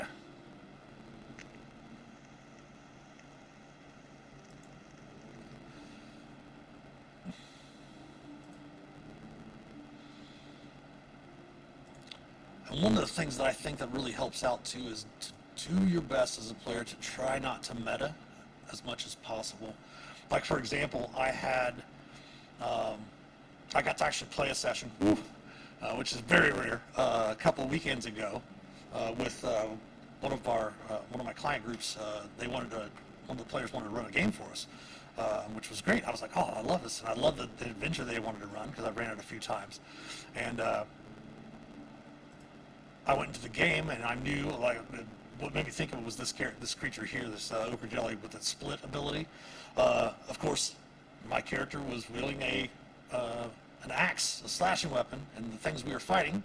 I was playing a dwarven champion, I think 3rd level, 4th level dwarven champion, and we were fighting some stuff that would split. And the DM was wondering if I was going to meta that, and I was like, obviously I'm not going to. My character has no idea that these creatures split or anything like that, and it just became something fun because you just do your best not to meta as a player.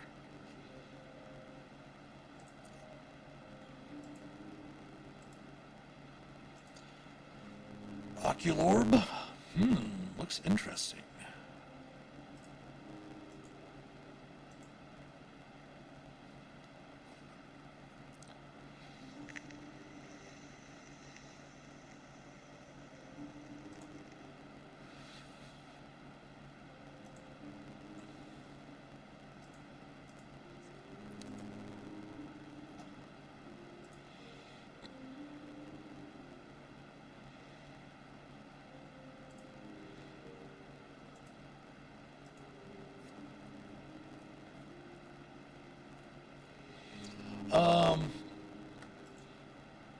I generally what I'll end up doing is especially if I'm playing, because you can do it in AL as well, just change stuff. Like I've had players, and it's really hard when you play AL, and you're playing a lot of AL, Adventurers League, to not have encountered a monster, not have encountered a item, not have encountered played the adventure before with a different character. And just change things up. If a player's metaing about a certain thing, just change it a little bit.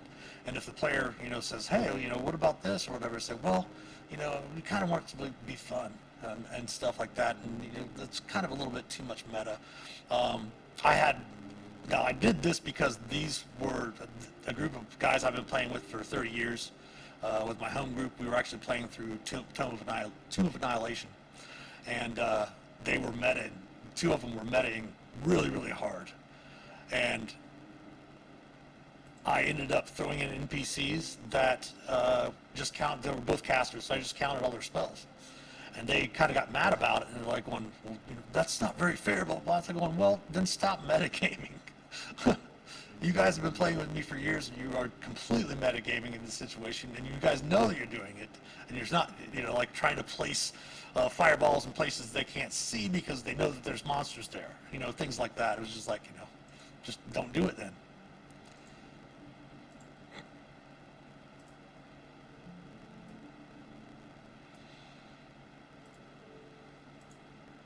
And they haven't since, which is great.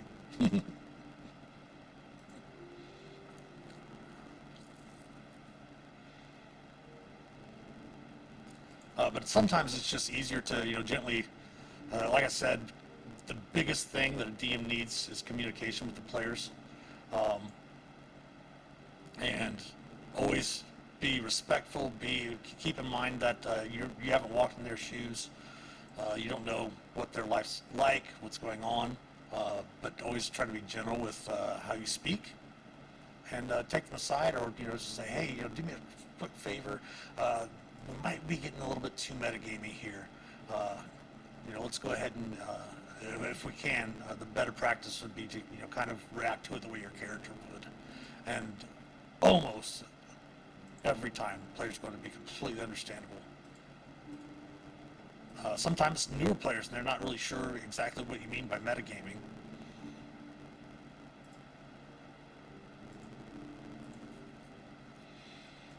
Okay, another one down. Just a couple more rows to go. Sweet. Suggest they maybe we need fire. Yeah.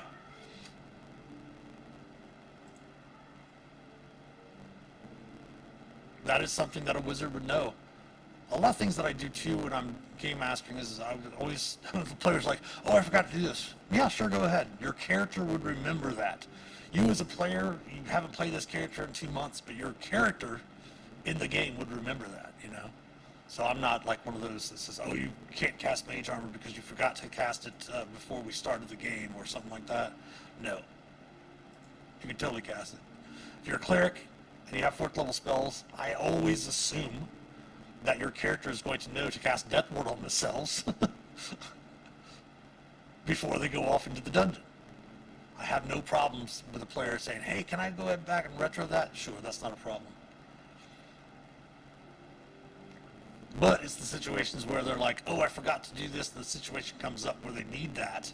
Can I retro that? The majority of the time, it's like, well, that starts to become a little bit in a metagaming situation, to me at least.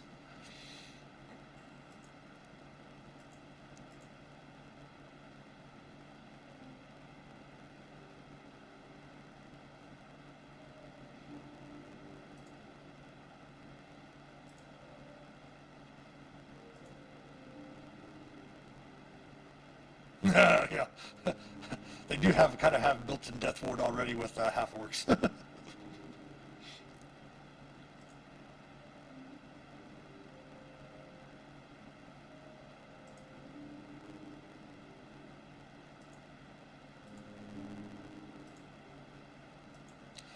More owlbear art.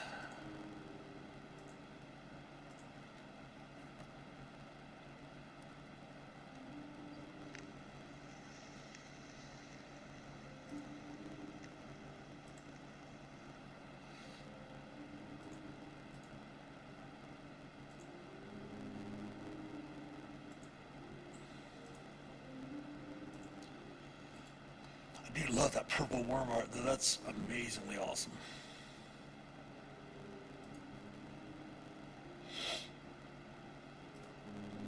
Oops.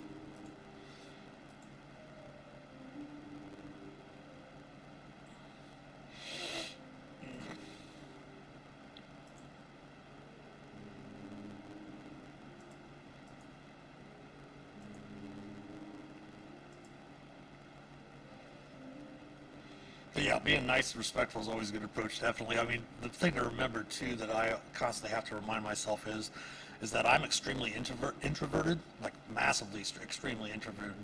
However, I put myself in positions like being a musician, being in, like when I was in high school and started college, I was into theater and performing and all of that stuff and dance. And obviously, being a DM, you have to be a storyteller. But to remember that the majority of people, especially from coming back, way back in the day, of the people that are in the D&D community, some people, a lot of them do have,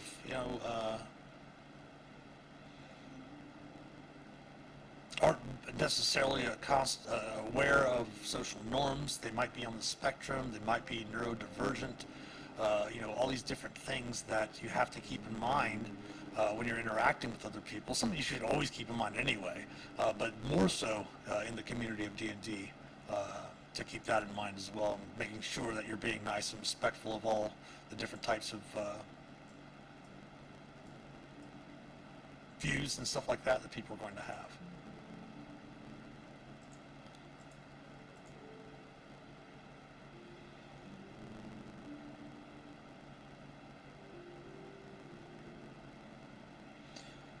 Like, for example, with my little ticks, whenever I see that one of these is open when I open a character sheet.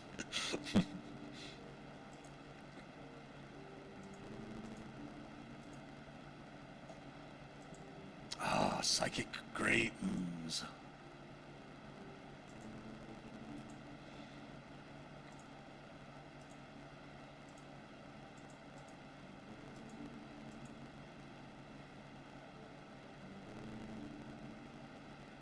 Pamphlet they put out in the 80s. Do not play D&D, it's full of Satan worshippers. The good old satanic panic.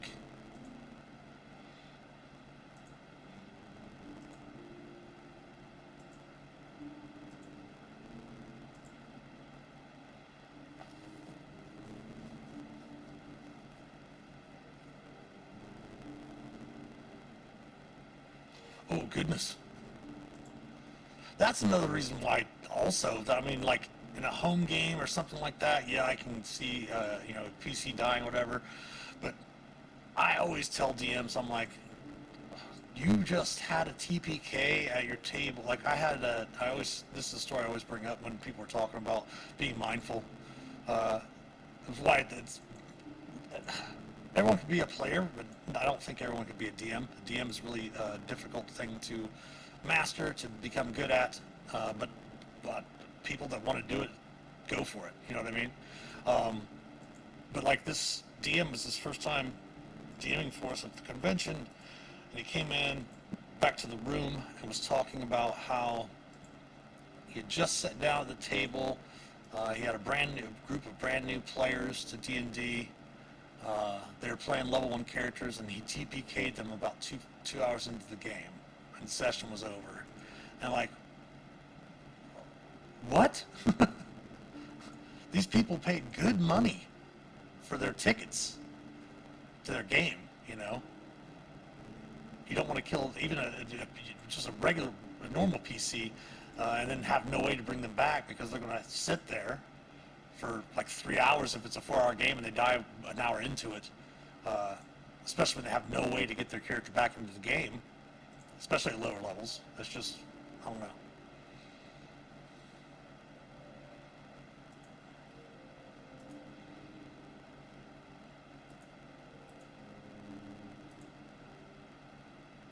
But that's what the Twitch channel here is for me to rant and rave, but yes, respectful and kindness, compassion is always a good thing.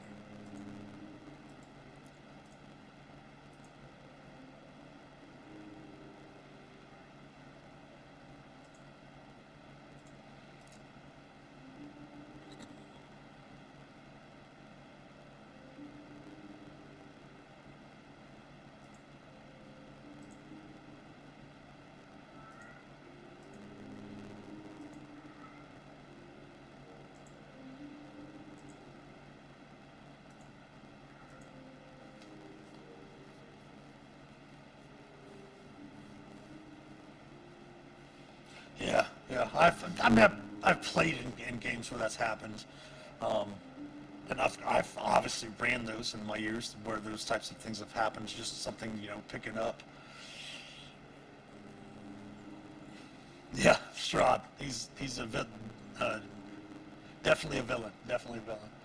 What is close to the top of the hour here? I'm going to go ahead and sign off for today. I'm going to finish up some more of this after we get off stream. I do have my familiar. It's been a couple of hours since she's been fed. She's deaf, and she's probably looking all around for me. So I'm going to go take care of her for a little bit. But of course, we will be back tomorrow with Tavern Talks with Shifty Board, 2 p.m. Eastern Time. We'll run about the same time tomorrow. We'll be talking about Playtest 7. Feel free to drop back by and put in your two cents about what's going on with the new playtest material. We went over Barbarians last week and all of that. We are going to be starting Phandelver and Below this Sunday night, 7 p.m. Eastern Time, here on the Master of Dungeons Twitch channel, twitch.tv/The Master of Dungeons. Thanks, of course, to everyone that stopped by today. Thanks for all your questions. It was really great conversations. That's what I really intending for these streams, this stream here and the stream for tomorrow. And of course, we want to thank all of our supporters, especially our patrons from Patreon. If you'd like to help support the channel, please consider becoming a patron or subbing here on Twitch. Again, twitch.tv/The Master of Dungeons. Hook up your Amazon Prime to your Twitch account. You get a free sub every month. We love Prime subs. It's also September here on Twitch. 20% off 1 month sub, 25% off 3 month subs, and 30% off 6 month subs. And starting next Monday, there'll be 25% off gift subs as well. Of course, the link to our Patreon page as well as our YouTube channel and all of our social media accounts can be found in the About Us section below here on Twitch. If you would subscribe to us on YouTube, we've got a lot of videos up there. We need some more subscribers. It is free, of course. Like and comment on the videos, share them. If you would follow us on Facebook, Instagram, TikTok, Twitter, or X, whatever you want to call it. Give us some likes, retweets, all that good stuff. Every sub, like, and share will help us immensely. If you want, you can also join our Master of Dungeons Discord community server in the About Us section below. Click on the Discord panel where you can help shape an accepting, caring, and inclusive community. Our merch store is available also. Some t-shirts, hats, glassware, a hoodie. All of that will definitely help support the channel. And of course, we'll be back tomorrow with Tavern Talks of the Shifty Board. Going to playtest 7, the Player's Handbook from Ars of Arcana, for the new books coming out next year for the 50th anniversary of Dungeons & Dragons. So we will see you all then. Yes, thank you for the wonderful conversation as well. You have a great rest of your day. We'll hopefully talk with all of you tomorrow again as well. And thanks for watching. And as always, happy adventuring.